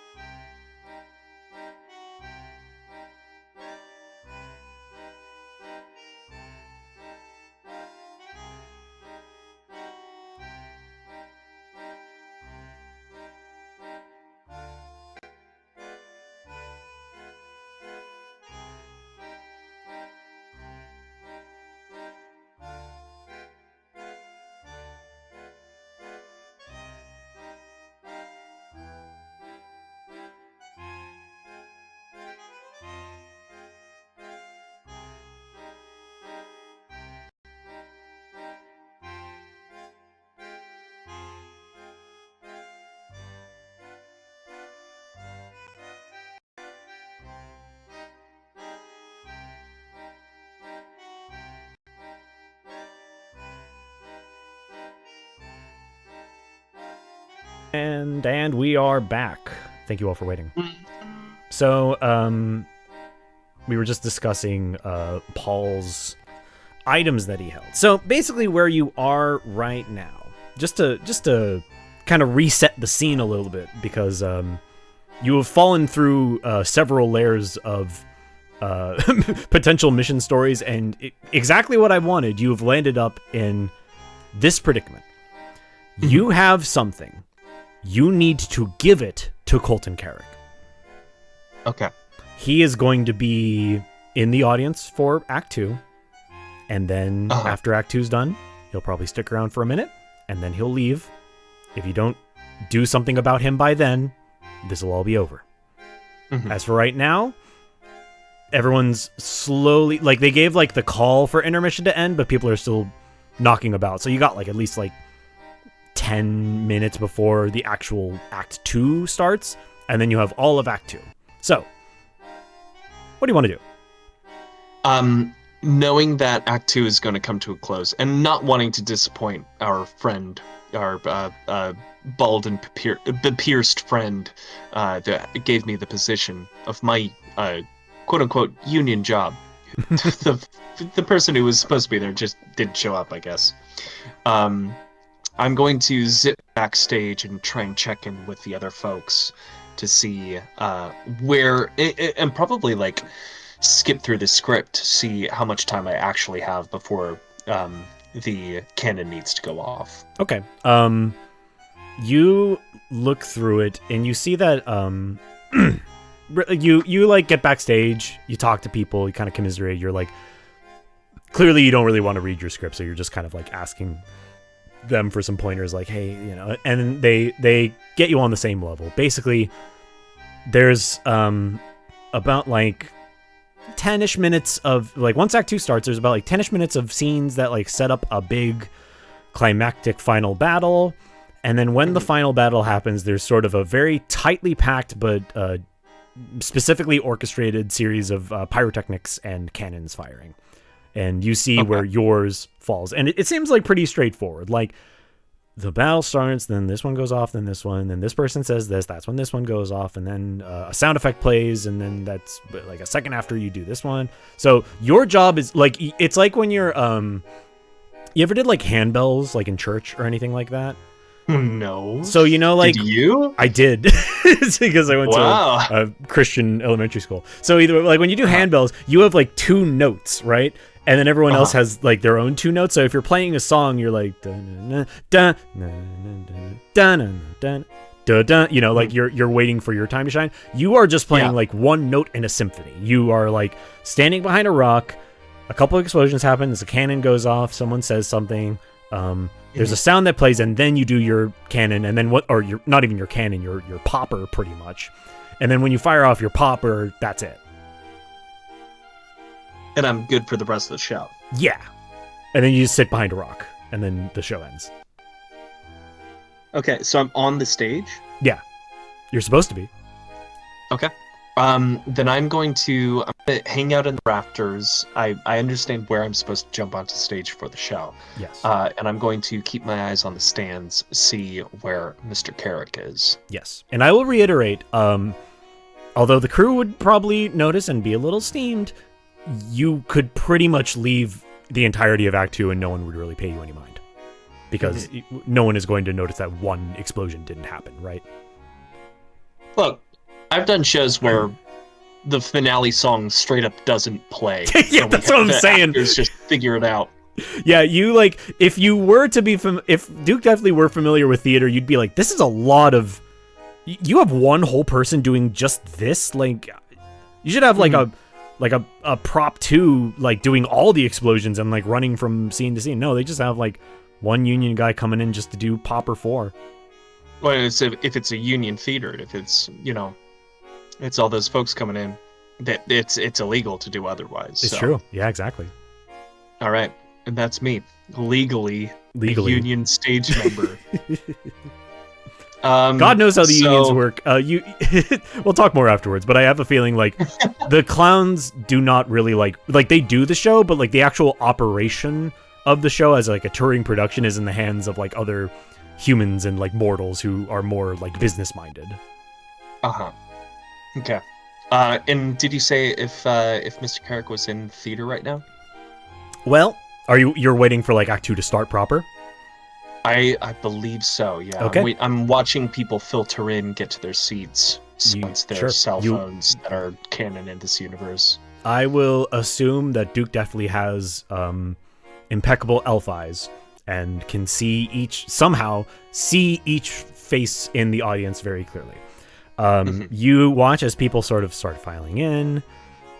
You see a couple of like the VIP upper seats get filled, kind of like individual. They're literally like box seats at a stadium. Like they're kind of like individual isolated rooms that have a clear line of sight to anyone on stage, so you can see them really well. Even though they are afforded some privacy from anyone else in the audience. And you are looking around, and like pretty much like as the house lights are going down, you see one of the rooms open, and someone files in with a you can't really make it out from there, but it looks like a knight, like someone like armored, like someone actually like pretty tough looking. And sure enough, sitting in a seat seems to be Colton Carrick. And he sits down, and you can't make out anything else about him from there. It's crazy enough that you could make out that he is even there from where you are, but you know. Okay, great. I think if I want to make any moves, I'm going to need an alibi or some sort of fake name. Is there a chance I can pick someone's ID off of them? Sure. You look at the clown next to you, and his name tag, which all stagehands have name tags that say what their names are on it. His name is Velvet Underground. Yes. Okay, Mr. Velvet Underground. What do you do? The crowd is starting to hush. The show is about to start. The person next to you is remaining very professional and quiet. I'm going to do my best to hide in plain sight. I'm going to look at Mr. Velvet Underground and say, so can you catch me up on the play? I feel like I missed the majority of the first act since it was rather foolishly placed all around the theater and I couldn't get all of it. Oh, you're kind of an old-fashioned type? Yeah, I get it. So it's like, alright, so it's like a futurist retelling of the Delcross Revolution. There's he points at like an actor who's waiting behind the wings. Like that's a Jazal Delcross. He's the guy who's like leading the revolution. He points at like these kind of big cubes that are that you've been seeing all throughout. And it's like that's the bad guys. That's what the fascists look like. And then I know it doesn't make a lot of sense. And then they're talking about freedom. They try like resolving everything peacefully, but then Oliver goes out, and he's one of the revolutionaries. He's a talking pig. He goes out and he starts like doing a little dance. Talking pig, is that symbolic or is that actual? I don't think it was real. No, like I think it's like a creative liberty for the play. Truthfully, I don't know why they did it. So Oliver on the nose, they're trying to make it bad, you know? Why not? Well, no, it's not. It's not on the nose because he's like a, you know, he's not. It's not like an anti-police thing. He's like a good guy. He just happens to be a little talking pig. You'd have to take it up with the playwright, honestly. Anyway, so Oliver goes out. He does this. He like the opening, the end track starts playing, and he's like, so he goes out. He starts doing a little dance. The fascists like shoot this laser at him and kill him. And the revolutionaries are like, all right, that's it. We're gonna go to war, and that's where we are now. They're gonna have a big battle. All the while, I think I'm going to try and steal his name tag. Okay. make a thievery check, I suppose. Okay, this will be my give pocketing check. I might slip some. If I succeed, I'm gonna give pocket. If I fail, I'm gonna take the thing. If that's Got okay it. with you. Okay. No. Rolling for an 8. And I roll a 7. Why don't you roll 2d6 for me? I do? Okay. I got a 7. You suddenly have a fistful of pro-union pamphlets. That is 7 was the most middle of the road. thing. Wow. I didn't know if this. I didn't think it was gonna be a Union Playhouse, so I was like, oh, this might stir up some trouble. But no, it is literally the thing they have already joined. I'm so glad I just like passively set up this Union stagehand joke and this just happened to feed into it. All right. Yep. They like just like explode out of you like, and he's like, whoa. It's like, oh Jesus, did you do that? That was crazy. And he's like, he is, this guy is a clown himself, and he's like, hey, that was a good trick. You got proper clown stuff in you. What is this? My cousin was born with Schrodinger's lungs, so he's clown himself. You know, it runs in the family. Yeah. Yeah. Tough stuff. That I had my nephew has that actually. Mm-hmm. Yeah. So, anywho, can I borrow that ID of yours? Oh, my ID? What do you need it for? I need to go. Roll under smooth talker for me. no, test your luck for me. This ain't gonna go good. I got a beat of 5. I get a 9. Yeesh. He's like, okay. I mean, he's like, he gives it to you. He's like, okay, but don't go anywhere. Like you're supposed to stay here and fire the thing off. He points at your bottle rocket. Oh no, I will. Okay. I got a thing I gotta do. Okay. Yeah. What? Now? Yeah. Oh. Hey, keep an eye on the little what is it? A sparkler stick that I'm working on. I have a thing that I have to do. No, you have to. Okay, give me my ID back. Hell, and you like, do you just run off with it? I do. Okay, you're like, what? All right, you have booked it. You are sort of like tearing. I'm gonna say there's like a trap door that leads to the backstage. You tear off down the trap door backstage. It is now pretty much not occupied because everyone is either like back of house or on stage already. So you are pretty free to move as you want. You now have Velvet Underground's name tag for whatever reason. I sure do. It's an alibi. It's what we call it in the business. Okay. I'm gonna, before we do anything drastic, I'm gonna take a closer look at the metallic cone that I received earlier. See if I can like make sense of it. Okay, it is definitely a pin. Like it is like a, you don't know. You saying like a flower is supposed to go into it seems right. You don't. But there's no flowers on hand. Like you weren't given a flower or anything like that. You just have this like holder for it. But it's definitely like a pin. Like you're supposed to pin this on a lapel. Okay. But it seems fairly operable. There's no trick to it. You just open the clasp, close the clasp. You could put this on anyone. Okay. I'm going to try and make my way to the VIP section. Okay. You head up to what I'm assuming is like the staircase to the boxes. At this point, there is like a general security guard standing in the hallway, not really guarding a particular door, but just kind of standing there that you walk past, and he's like, "Hey, who are you?" Velvet Underground. You might know me for my pale blue eyes or my heroin. You're not Velvet Underground. Who are you? Why do you have his name tag? That's me. Read the name tag. You're not. You see the Hitman Enforcer circle above this guy's head. You're not. I know him. You're not Velvet Underground. Who are you? Are you one of the Union crew members? What are you doing here? Yes, and you you gotta act fast. You gotta act fast. There's a timer. I'm gonna reach into my pocket. Okay. I have the stinkiest nugget of weed that I'm gonna plant on him. you like reflexively just like put it in his pocket. Does he like see you do? Okay, like he sees you do this. I say, this guy's loaded. Oh, everyone, he's not supposed to be in the theater. He's breaking the rules. Oh, how did you do? Whoa, wait, how did you do that? Where'd you I don't know. It's he takes the nugget and he's like, oh, this is good. Where'd you get this? Oh, I got it from the Dark Continent.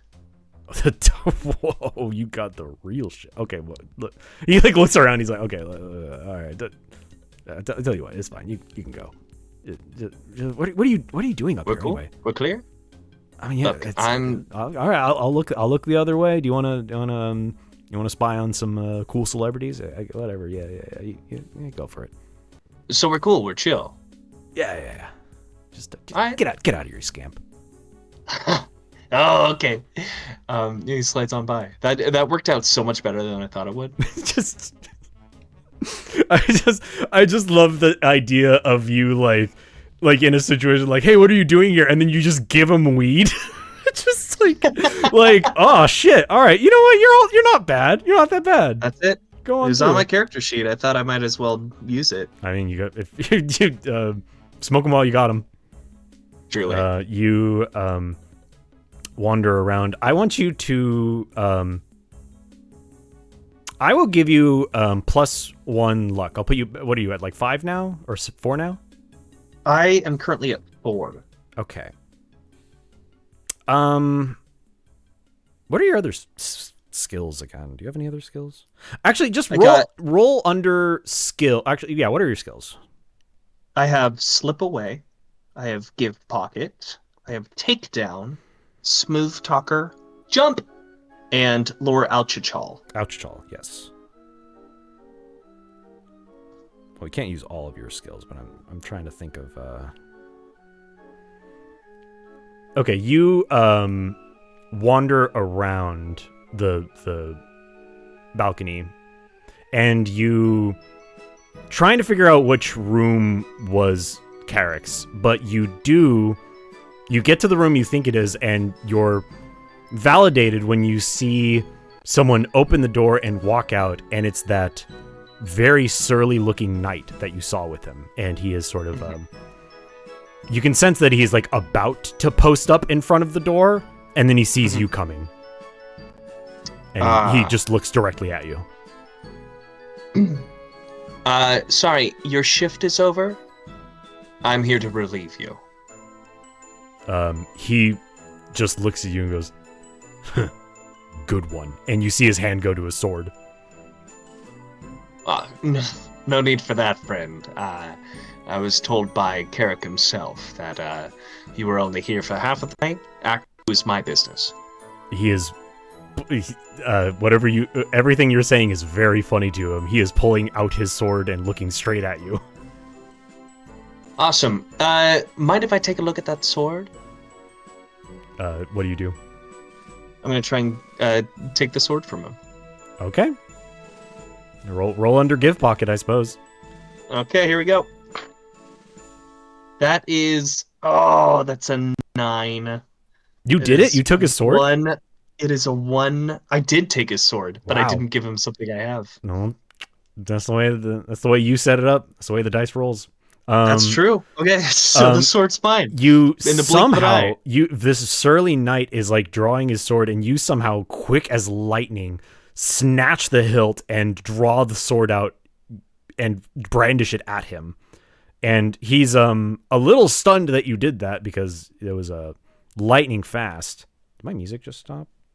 And there's just a really long tail at the end of the Roller Coaster Tycoon theme. Anyway, he seems a little impressed, but you are a spindly, scrawny cat of a man holding a long sword that you do not know how to use at this very surly knight who could probably tear your head off if he wanted to anyway. And he's like, oh, today's your lucky day. And he reaches for you. What do you do? Reaches for me? Yeah. I hold up my union ID in some sort of defense and say, no. Hold on. I'm supposed to be here. I have to look up how to do combat in Troika. I wasn't expecting to do this. I wasn't expecting to have to do combat. I think I just roll... Yeah, we just do a contest, I think. Okay. Hit someone to stab, bludgeon, or otherwise physically interfere with someone. Roll 2d6 plus skill plus advanced skill versus an opponent doing the same thing. Winner rolls for damage. The loser deducts the number generated by the damage roll from their stamina. Okay. So I'm going to roll as longsword. Mhm. Which means I do this. Whew! He is... I rolled a 11, which if I'm reading the damage table correctly means I am gonna do 14 damage to you. Cool. I think you contest it, but like you have to roll, I guess, just skill because I have to roll a 12 to get rid of that. I only have 19 stamina. Yeah. Yeah. Okay. But if I roll a 12, then I can. I'll give you a +1 since you are holding a sword that you don't know how to use. Okay. Cool. 5 won't do it. No, it won't. He reaches over to you to the arm that you are holding the shoulder in, and he just like bashes he just like gives a swift chop to your shoulder and just like totally dislocates one of your shoulders, and you drop the sword to the ground. Yeah, man, I'm only down to 5 health left, so this is bad times we're going through. That was your he did hit your non-dominant arm, so your good arm is still there. Your pickpocketing arm is still free. Phenomenal. He is not done with you yet, and you also realize that the longer this fight goes on, the longer you're going to make noise directly behind your target. Yeah, I don't want to be here anymore. I don't know how else to communicate that. I think I'm gonna dip as fast as I can. Okay. Wow, I wasn't expecting this part. Yeah. All right, you. I'm gonna say that you are definitely faster than this guy.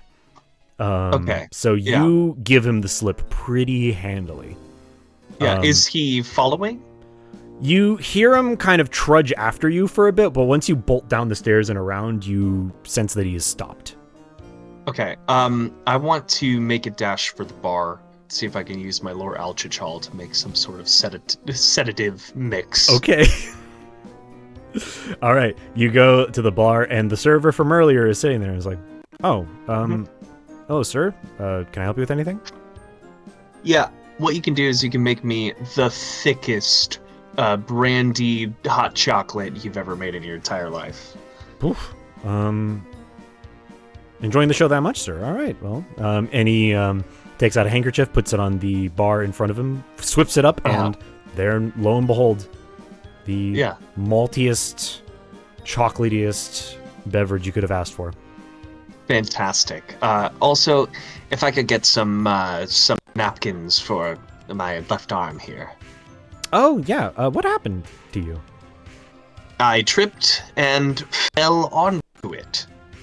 Oh, that looks really bad. Here, allow me. He kind of reaches around the bar. You know the thing you do where, like, you grab someone's hand and then you just, like, shake it really fast so, like, it, like, jolts up their shoulder? Oh, yeah. Just like a way to fuck with people. He just kind of gives you one of those, just like a quick, like, he grabs your wrist and just, like, and just, like, and you feel like a jolt go up your shoulder. And where you would expect a lot of pain for doing that to a discombobulated arm, you hear a really satisfying and your arm snaps back into place and you're back to full health. Whoa, no way! And he's like, yeah, be careful, sir. Did you fall down the stairs, you said? I did. That is exactly what happened. Now, my arm feels great. Is there anything I can do to tip you? Nope, sir. I just do I'm in it for the love of the arts, as you could say. Come on, there must be something you might want.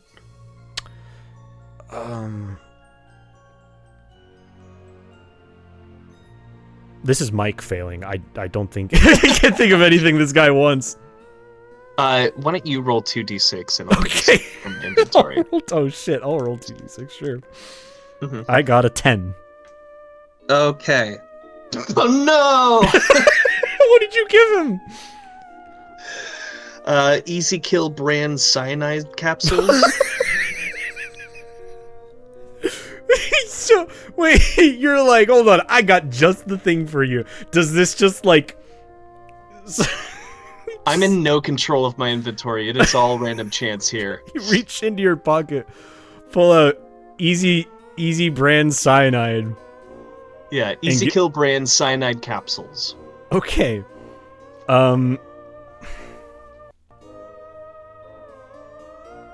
You give it to him.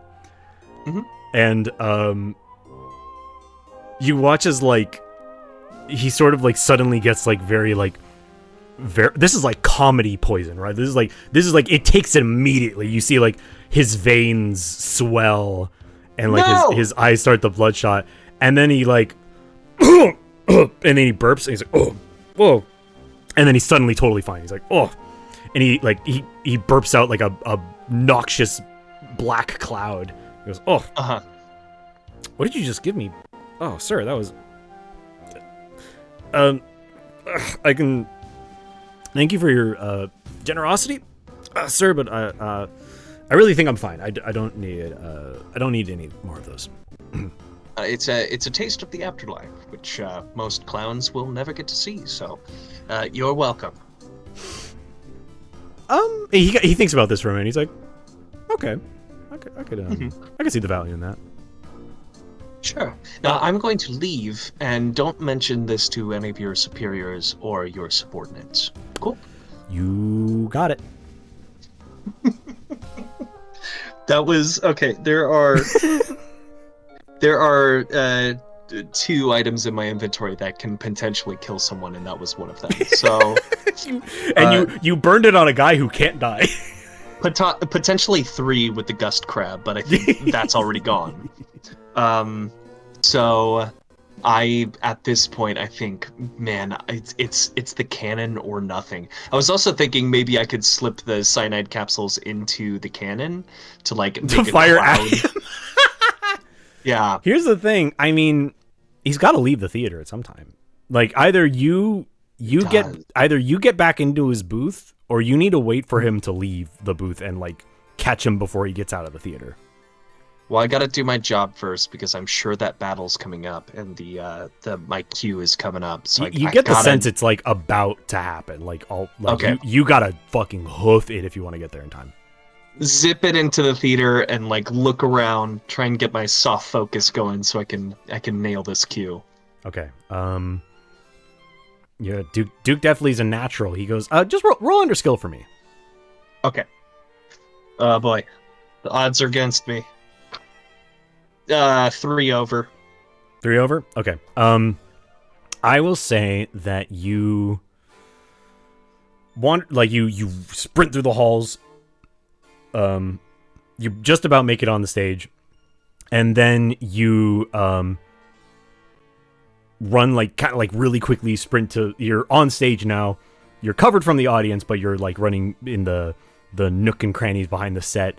And then you trip on a errant support board holding one of the flats up, and then you fall into a guy holding another popper, and he's like, "What the?" And then his shoots off during someone's line. Yeah, you can hear the actor like, "Today's the day we," just keeps going as if nothing happened. God, and he's like, "What the hell are you doing?" I'm trying to get to my spot. Someone put all of these props in the way. Why aren't you there already? Get over there! And he just kicks you off, and you run over there. You run back up next to Velvet Underground, and he's like, "What was that all about?" Here's your ID back. Don't worry about it. Okay. Did you do the thing you needed to do? No, I didn't. But you know what? It's not important right now, okay? I have to fire off my little sparkler stick, and that's what's most important to all of you, I guess. I'm sensing a lot of animosity from you. I'm not mad, okay? Why are you saying I'm mad? I'm not mad, all right? I'm just trying to do what I'm supposed to do. Okay, all right, yeah.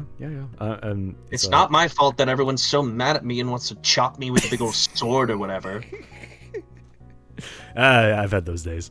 All right, it's coming up. So you pay attention, and you got here just in time. You hear the line that triggers the sound effect. You hear the sound effect, and sure enough, your place in the script comes. You fire off your popper in spectacular fashion. Yes. And it lands exactly where it's supposed to in the scene. Like everyone, all the actors on stage are reacting as if a shot landed near them, and then it further reinvigorates them. Where I like the part of Les Mis where it's like just endless fanfare. And you've done your job as an alleged member of this crew. Good job. I am so pissed. I thought I was going to be able to load the cannon with the metallic cone and and potentially launch it just into Carrick's mouth or something like that. But I missed my chance. You would have had to swap spots with someone who was working the cannon. Yeah, that's what I figured. That's what I gathered. Yeah. Here we are. Plan 7. Or you could make a mad break for the cannon right now. If you really daring do, like, just, loaded is good to go. You look at the script and there's like one more cannon shot that's necessary, and you figure out which cannon it is. The idea of loading a tiny pen-sized piece of metal into a cannon, firing it, and expecting it to hit the right guy does a artifact, I will reiterate, seems to be intended to be pinned on someone. Right. Yeah. It does seem a little unlikely, but if you can get to a cannon and shove a cannonball in there and fire it without anyone stopping you. Man, that does seem far off, but it's just crazy enough to work. For a guy like Duke Deftly, might be a little far off, but... Now, my question to you is, do I control what goes into the cannon, or do you with that 2d6 roll? Oh, shit. I would say that if you're like, okay, because the give pocketing only happens when you're trying to take something. If you're trying to put something somewhere, I suspect that goes, I mean, if you're picking up, I mean, you're a weak, spindly guy, but like, I assume if you're taking a cannonball and loading it into a cannon, that just happens, Sure. I feel like there's a little bit of a what is it, Indiana Jones angle of like you're replacing the powder packet with something from your hands. You have limited time to do it. You have to be careful. Yeah. It could work out that way. I think, again, this is something that, like, if you had time and if you had traded spots with someone who was appointed to work the cannon, you probably could have done this with very little oversight. But for right now, you would have to shove the cannon guy out of the way, load it with a cannonball, and then point it into the audience and then fire it. Right? Okay. Like, it is probably loaded with, like, these are probably loaded like blanks. Like, they have gunpowder in them, but no ammunition. So you would have to get ammunition in there and then fire it. Okay. So it's a bit of a foregone conclusion on this one. A little bit. I would make you roll luck at least twice, and it's already 4. So, like... yeah, it's not looking good. It's not looking good. I think in that case, I sit back on some apple boxes and watch the rest of the show. All right. The rest of the resolution goes from where you can see it. You can't see everyone on stage, but you can like hear what's going on, and there's a bunch of flashes and stuff like that. And then let's see what happens.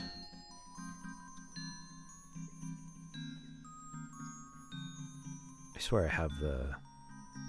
Yeah, like there's just cannons firing off. You hear a marching band for some reason on stage. Like you don't know, you didn't see them come in, but like there's just a band going on stage.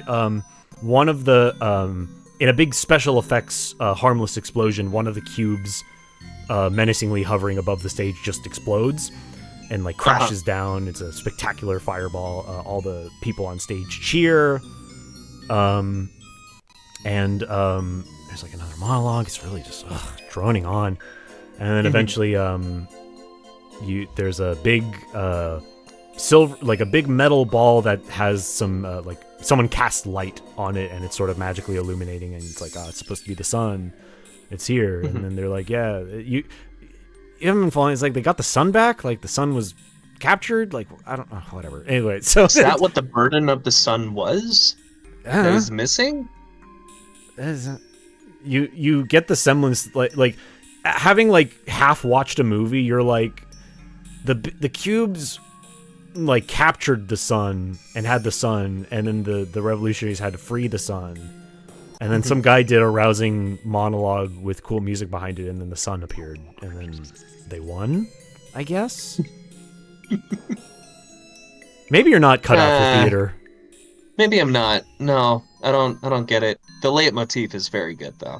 Yeah, the music's very nice. Yeah. Yeah, I think I watched the show wholly uninterested.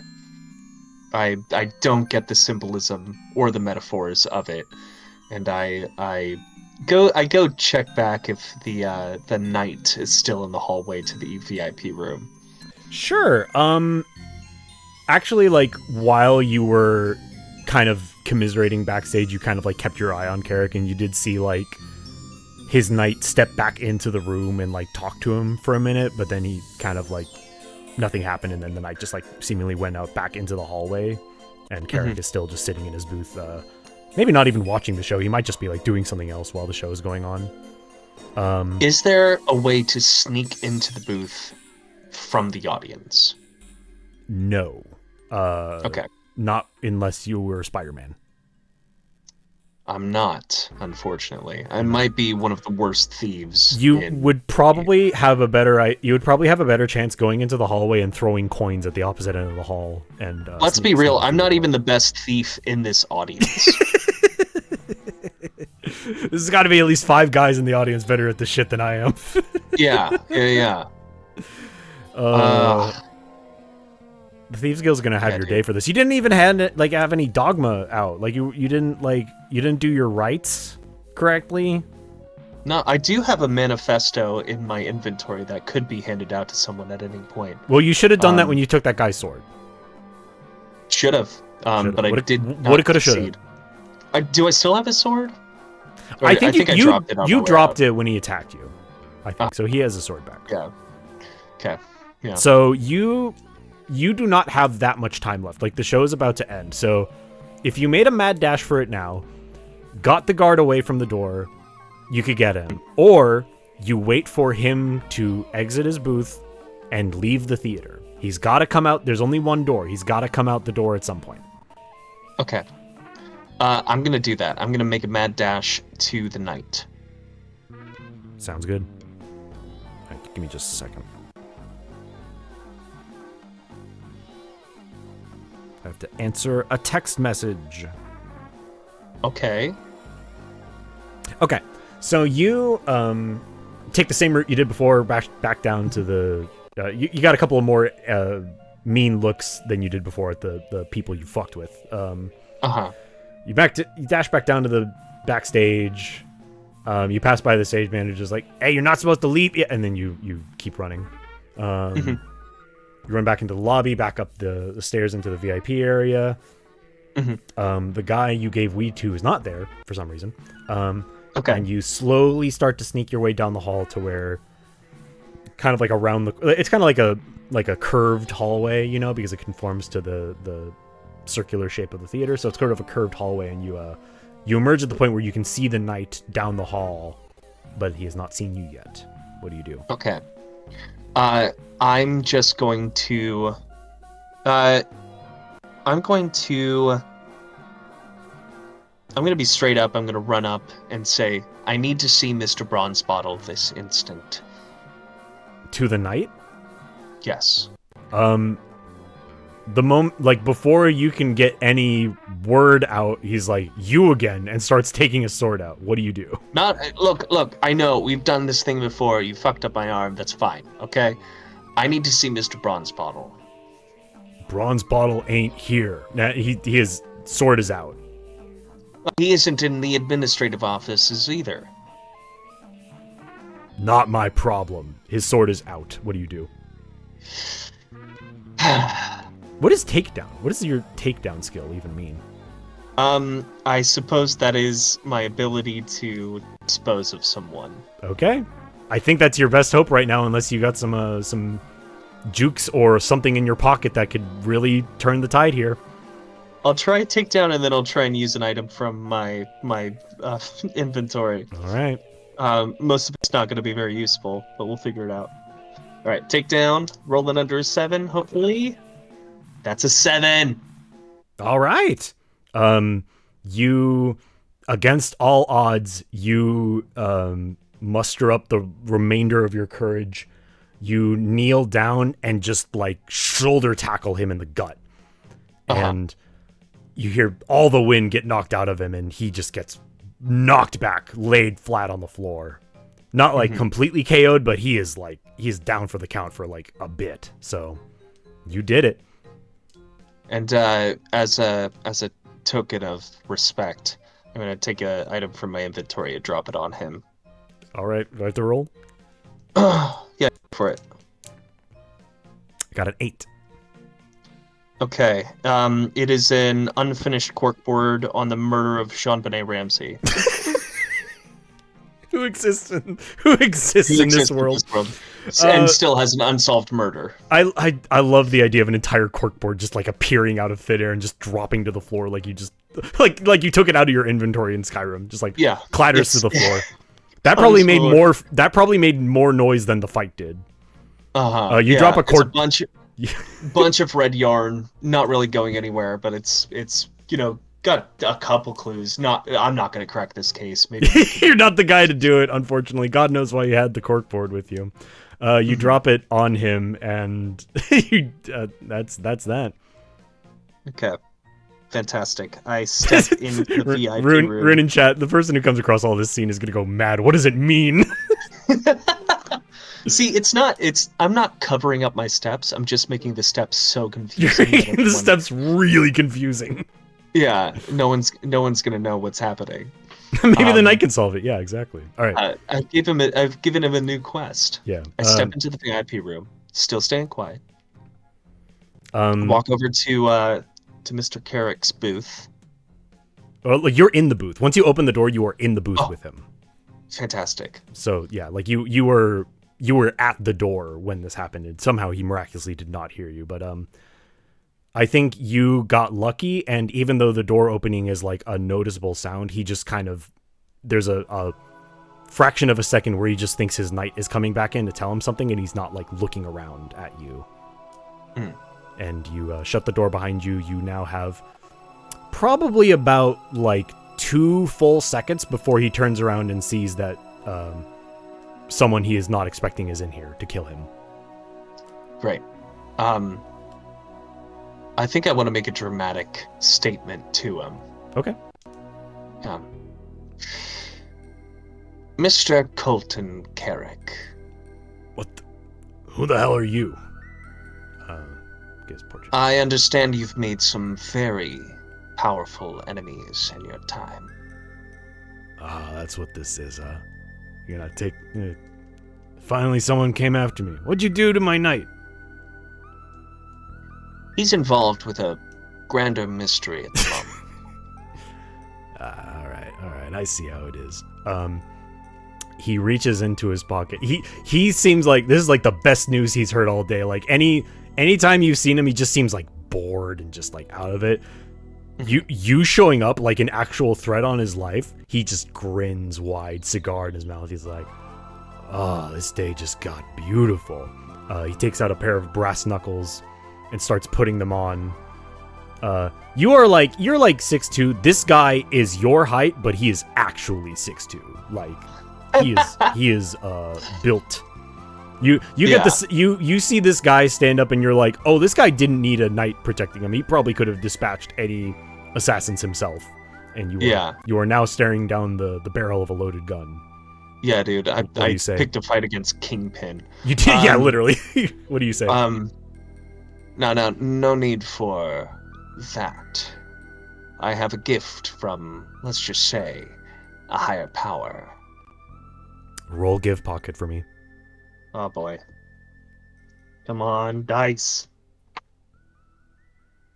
That is under 8, which means it's a success. You, quicker than he can react, you walk up to him. You kind of like, he's like a very experienced fighter. He's expecting someone to at least like try like a stupid lunge or an attack, and you respond by walking up to him and then pinning something on his lapel, which gives him enough pause that he barely even like defensively reacts. He's just like, what did you just... And a second after you pin it, you feel an unbelievable amount of energy like enter the room with you. Like the thrumming in your head starts again, and you can tell that he is feeling it too. And he's like, what the hell did you do to me? And he starts levitating up in the air, and you watch with horror as his body starts like rippling and actively being torn apart as gore and viscera just like explodes in the room. And blinking through the carnage, you watch as like his body is shredded apart piecemeal, and this swirling cloud of like not even like ground up flesh, it looks like flesh that has been like thinly stringed, string cheese style, starts swirling into a ball of yarn and gets sucked into the posy holder that you pinned on his lapel. And with that, it drops to the floor. And Colton Carrick is no more. The energy leaves the room, and you feel an absolute air of satisfaction. You are very much covered head to toe in blood, though, and that was probably the scariest thing you have ever seen in your life. Yeah, dude, I vomit all over the place. Yeah. Just retching until there's no sparkling cranberry juice left. Yeah, that's all you've had to eat today. Yeah. Oh yeah, I was totally unprepared for any of this, and nothing in my my pocket is gonna help me with that. All right, and you got lucky. That happened exactly as like tomorrow come, like the final note of the it's not a musical, but like the final note of the show, and like all the audience and the bows are happening. So it was just enough commotion that unless any of the actors were looking directly at that booth, they probably would not have seen it. Okay, great. And you did it. What do you do now? Oh. You walk out of the room. The night is like still rousing, and he's like, "Hey, what?" And he gets like completely distracted by the fact that you've dropped a corkboard on top of him. He's like, "What the fuck? What is this?" And you are just like, you just passively walk past him and down the stairs into the foyer. People are starting to emerge from the theater. Yeah, all the while I'm looking at my assassination plans that I had in my pocket the whole time that says, go inside, kill Colton Carrick, and then leave. And I check off the 2 boxes. One more to go. Yeah. All right. You head out. You're kind of trailing blood after you. You're like tiny bits of viscera are still clinging to your suit. You get a couple of like, whoa, like looks from guests as you leave. Anything you do on the way out? Grease paint. Is there any like goodie bags on the way out, or is the show the thing we receive for getting you? Yeah. Am I wrong here? No one responds. No. Anybody? And how about those seats, huh? They were not comfortable. Ha! I actually thought they were pretty good. Okay, well, I guess I'm in the minority here. Are you okay, folks, man? Yeah, I was part of the show. That's the reason I have to go. You walk out, and the girl at the ticket booth. Oh, I drew her. I forgot that she was there. Oh, show her. Yeah. Aw. Yeah, that's what She's she looks like. cutie. Anyway, you walk out, and she's like, "Whoa, you've had a hell of a night." Yeah, those final effects were magnificent in the show. Yeah, I've never seen this happen to someone before. Whoo-wee. You need to take a shower when you get home, buddy. Do I need to like validate parking, or do I just go? You drove here? I did. Yeah, do you have your ticket? Yeah, here you go.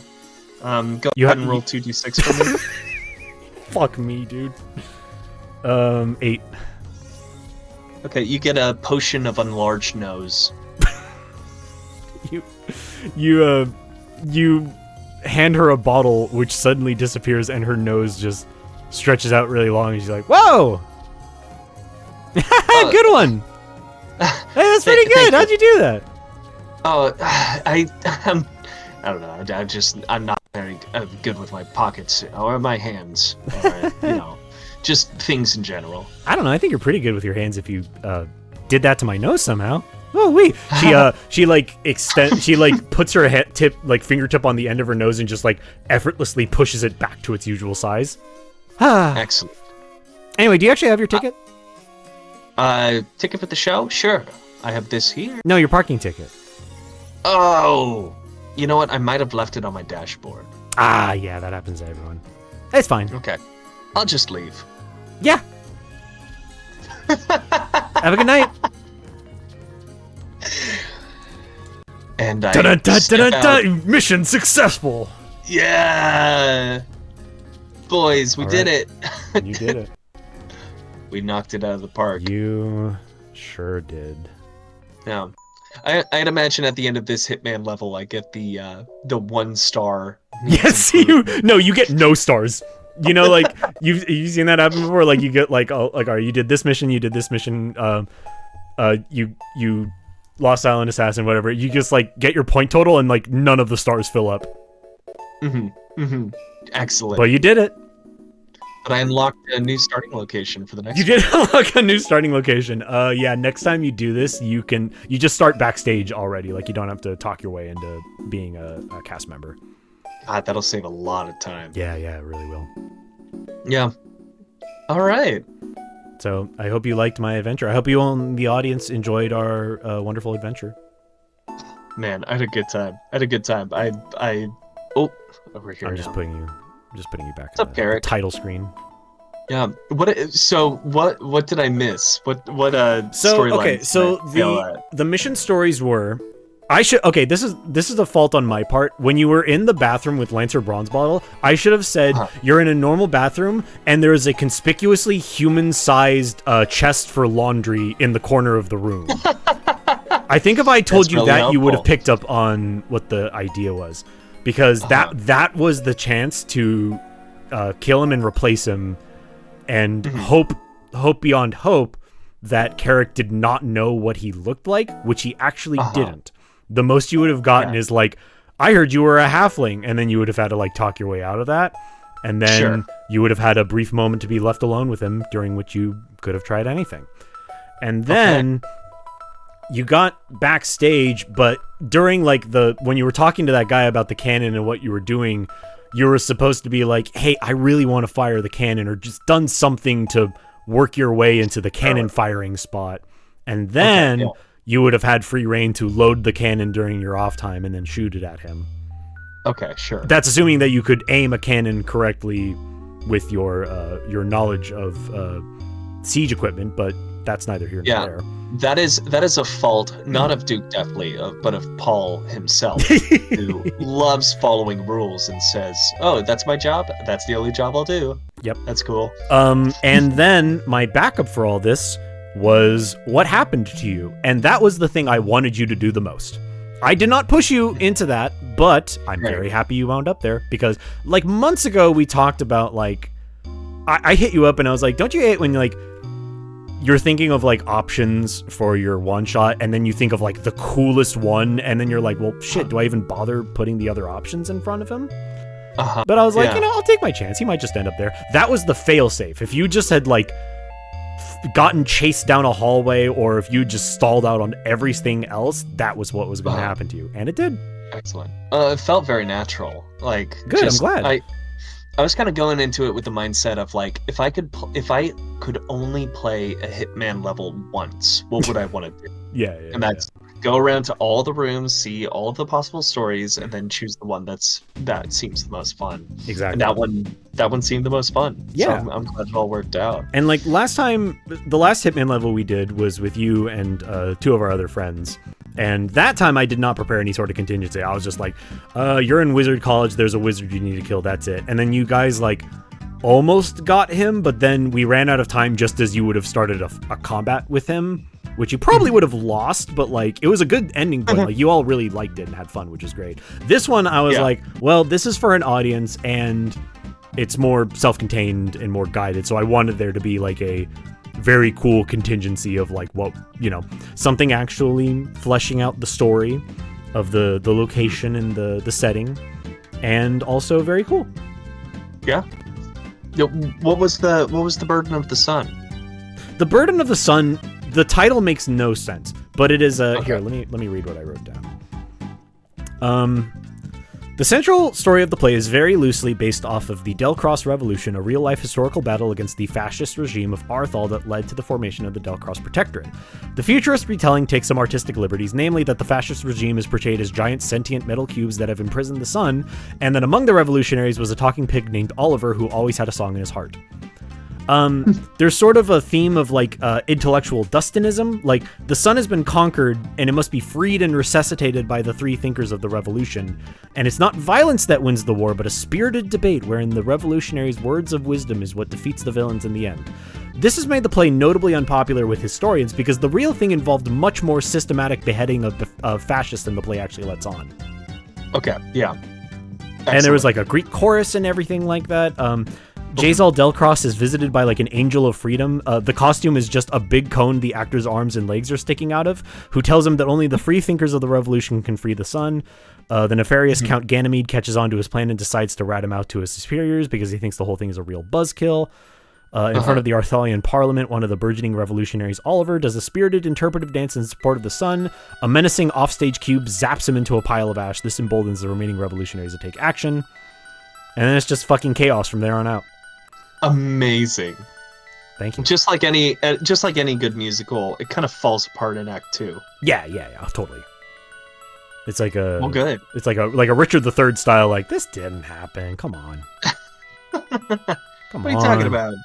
Shakespeare's historical plays were completely based in fact. Exactly. All right. Then okay. So the threads I could have pulled on were manning the cannon.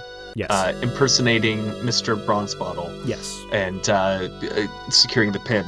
Yep. What would have happened if I just I'm going to seek out Carrick and stab him with a knife? Could have. Yeah. You would have. His knight would have been with him at all times. I did in the Lancer mission story. Let me see. I'm supposed to be in a VIP lounge. He'll go to the bathroom first, and oh right, his knight's name was Sir Harold. I totally forgot about that. Okay. The idea was that you would get led to his office, and then he'd be like, "Hang on, I have to go to the bathroom," and then you'd be left alone with his knight for a minute, and then he would come back, and then have a meeting with you. Lancer is like helping him push drugs. So in Bronzebottle's bag was quartz. Was like a baggie of quartz, which is like crack. So he was like flipping bricks. So it was basically just like a meeting where like Lancer's just like a pencil pusher who was just like been coerced into running drugs for him. So it was basically just going to be like, yep, here are the drugs. Yep, everything's fine. All right, you can go. And then you would have left. But the moment alone with his knight, you could have done something with him, dispatched him somehow, and then he would have shown back up and he's like, where's Sir Harold? Whatever, let's get on with this. And then you could have done whatever you wanted. Sure. Yeah. And then otherwise his knight would have been with him the whole night, which he was. It did pose a big problem. I was very close to dying. Yes. How is that? Did the knight roll max damage on that sword swing? Oh yeah.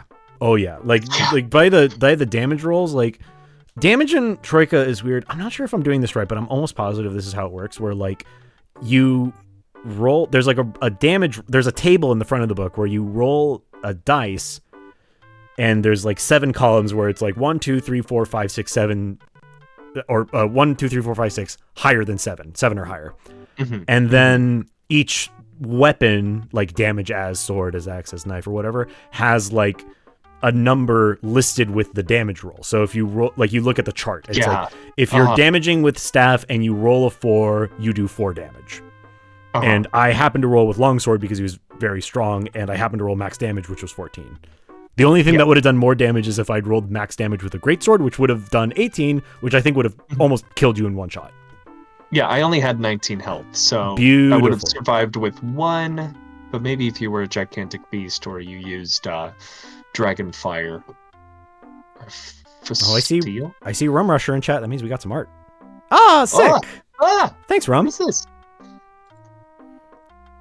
I want to see. Yeah. Thank you. Rum is a accomplished stream artist, showing up and drawing pictures. Thank you, Rum. I appreciate it. That's great. Oh, Rum. Thank you very much. Um, Mission complete. mission Maybe the worst complete. the worst it's ever been done. But Yeah, it's that complete went anyway. pretty bad, but like I'm glad. Like for you getting the posy holder was like, that was the cool shit that I thought of, that I was like, ooh, it'd be fucking cool if like, because I don't know if you caught on to it. I was very proud of the name of the theater is the Formless Odeon, which is in Bloodborne there is a great one that is named the Formless Erden, which is basically just 2 letters of Odeon swapped, and Odeon is like the name for like a type of Greek theater. Mhm. So I was Ooh, attempting to yeah. elicit like the theater itself is alive. Like its layout is so grown and prestige, like it's lived for so long that it has become an entity in of itself. And its motives are hard to ascertain, but it seemed to not like the fact that this guy was doing crimes in the underbelly. And he was like, hey, someone's finally ran into someone who's planning to kill the motherfucker. Here you go. Huh. Beautiful. Couldn't have made it easier. And I wanted to, I was trying to think of a thing that's like, all right, the failure state needs to be like, this is something that he can't fuck up. So it's like, what is the ultimate kill state? You have to give him something, which is like, Yes. there you go. That's what it all led up to, which I'm glad. Like literally, like you missed a bit, but like that couldn't have gone better, honestly. Okay. All right. Well, I'd love to run over the things that you missed in my inventory. Oh yes, please do. First off, I had my manifesto, my assassination plans. Okay. Those could have left my inventory at any point and made things very That would be difficult. really good. Yeah, just like, what did you just give me? Kill Colton Carrick? Why? What? That would have been very bad. That would have been a mission failure instantly. I also have a lit stick of blastomite. Okay. That would immediately explode, I suppose. Okay. How dangerous? How dangerous is blastomite? It's essentially dynamite. It would have taken out a room. Okay. All right. I also have a live Death's Head hawk moth, which is What is that? it's essentially harmless, but it I think I think Duke definitely thinks that it might poison someone. Okay. Yeah, he just saw the and name then- and he's like, this gotta be harmful. Totally. I have a very talkative beetle. Could have been a good distraction. Hey, how's it going? Oh man, it was stuffy in there. Hey, Oh, hi there, bud. what's going on? What's your name? Well, yeah. What are you all about, huh? How's your mom? Oh, your hands are cold. And the last choice was dealer's choice, which would be either you think something or we look to chat and find something that a they good option. suggest. That's a great arsenal. I think that I think that all worked out marvelously well, even if we didn't get to see every little thing. True. I tried to, during the last phase of that, I just tried to give you as many opportunities to talk to people and hand them something like, hey, what are you doing here? Here. You just hand them something and Here. run away. It all worked out, yeah. Yeah. Considering I only had like 5 out of my 6 items left, or used 6 items and still had 5 locked away. I Beautiful. think it all turned out fine. I think it turned out just peachy. Excellent. All right. Well, I think that's it for our show. Thanks for coming, everyone. Thanks, folks. We will be back. Paul, you're not done yet, but you have another adventure for Atticus in the hole. I remember. Sure do. That one is gonna be a freaking doozy. I don't know if Okay. it's actually gonna work. but- Who knows if it's good? I didn't know if this was going to be good, and it turned out to be fine. So I think Yeah. I think we're doing It's- okay. 2 for 2. Yeah, totally. And once that one's ready to go, I'm ready Beautiful. to run it. And then I'd like to do another one where I'm not Atticus. Not that I dislike Atticus, but I like being. I was telling Paul the other day, I love playing new characters. I love just like, we're doing a one shot. Okay, I'm making the new guy. I'm not like, I have a bargain bin of like every character I've ever made, and I'm still just like, nope, new one. Don't need a repeat. That's the joy of it, right? Yeah. You just read the rules again and think of a new idea. Exactly. Oh.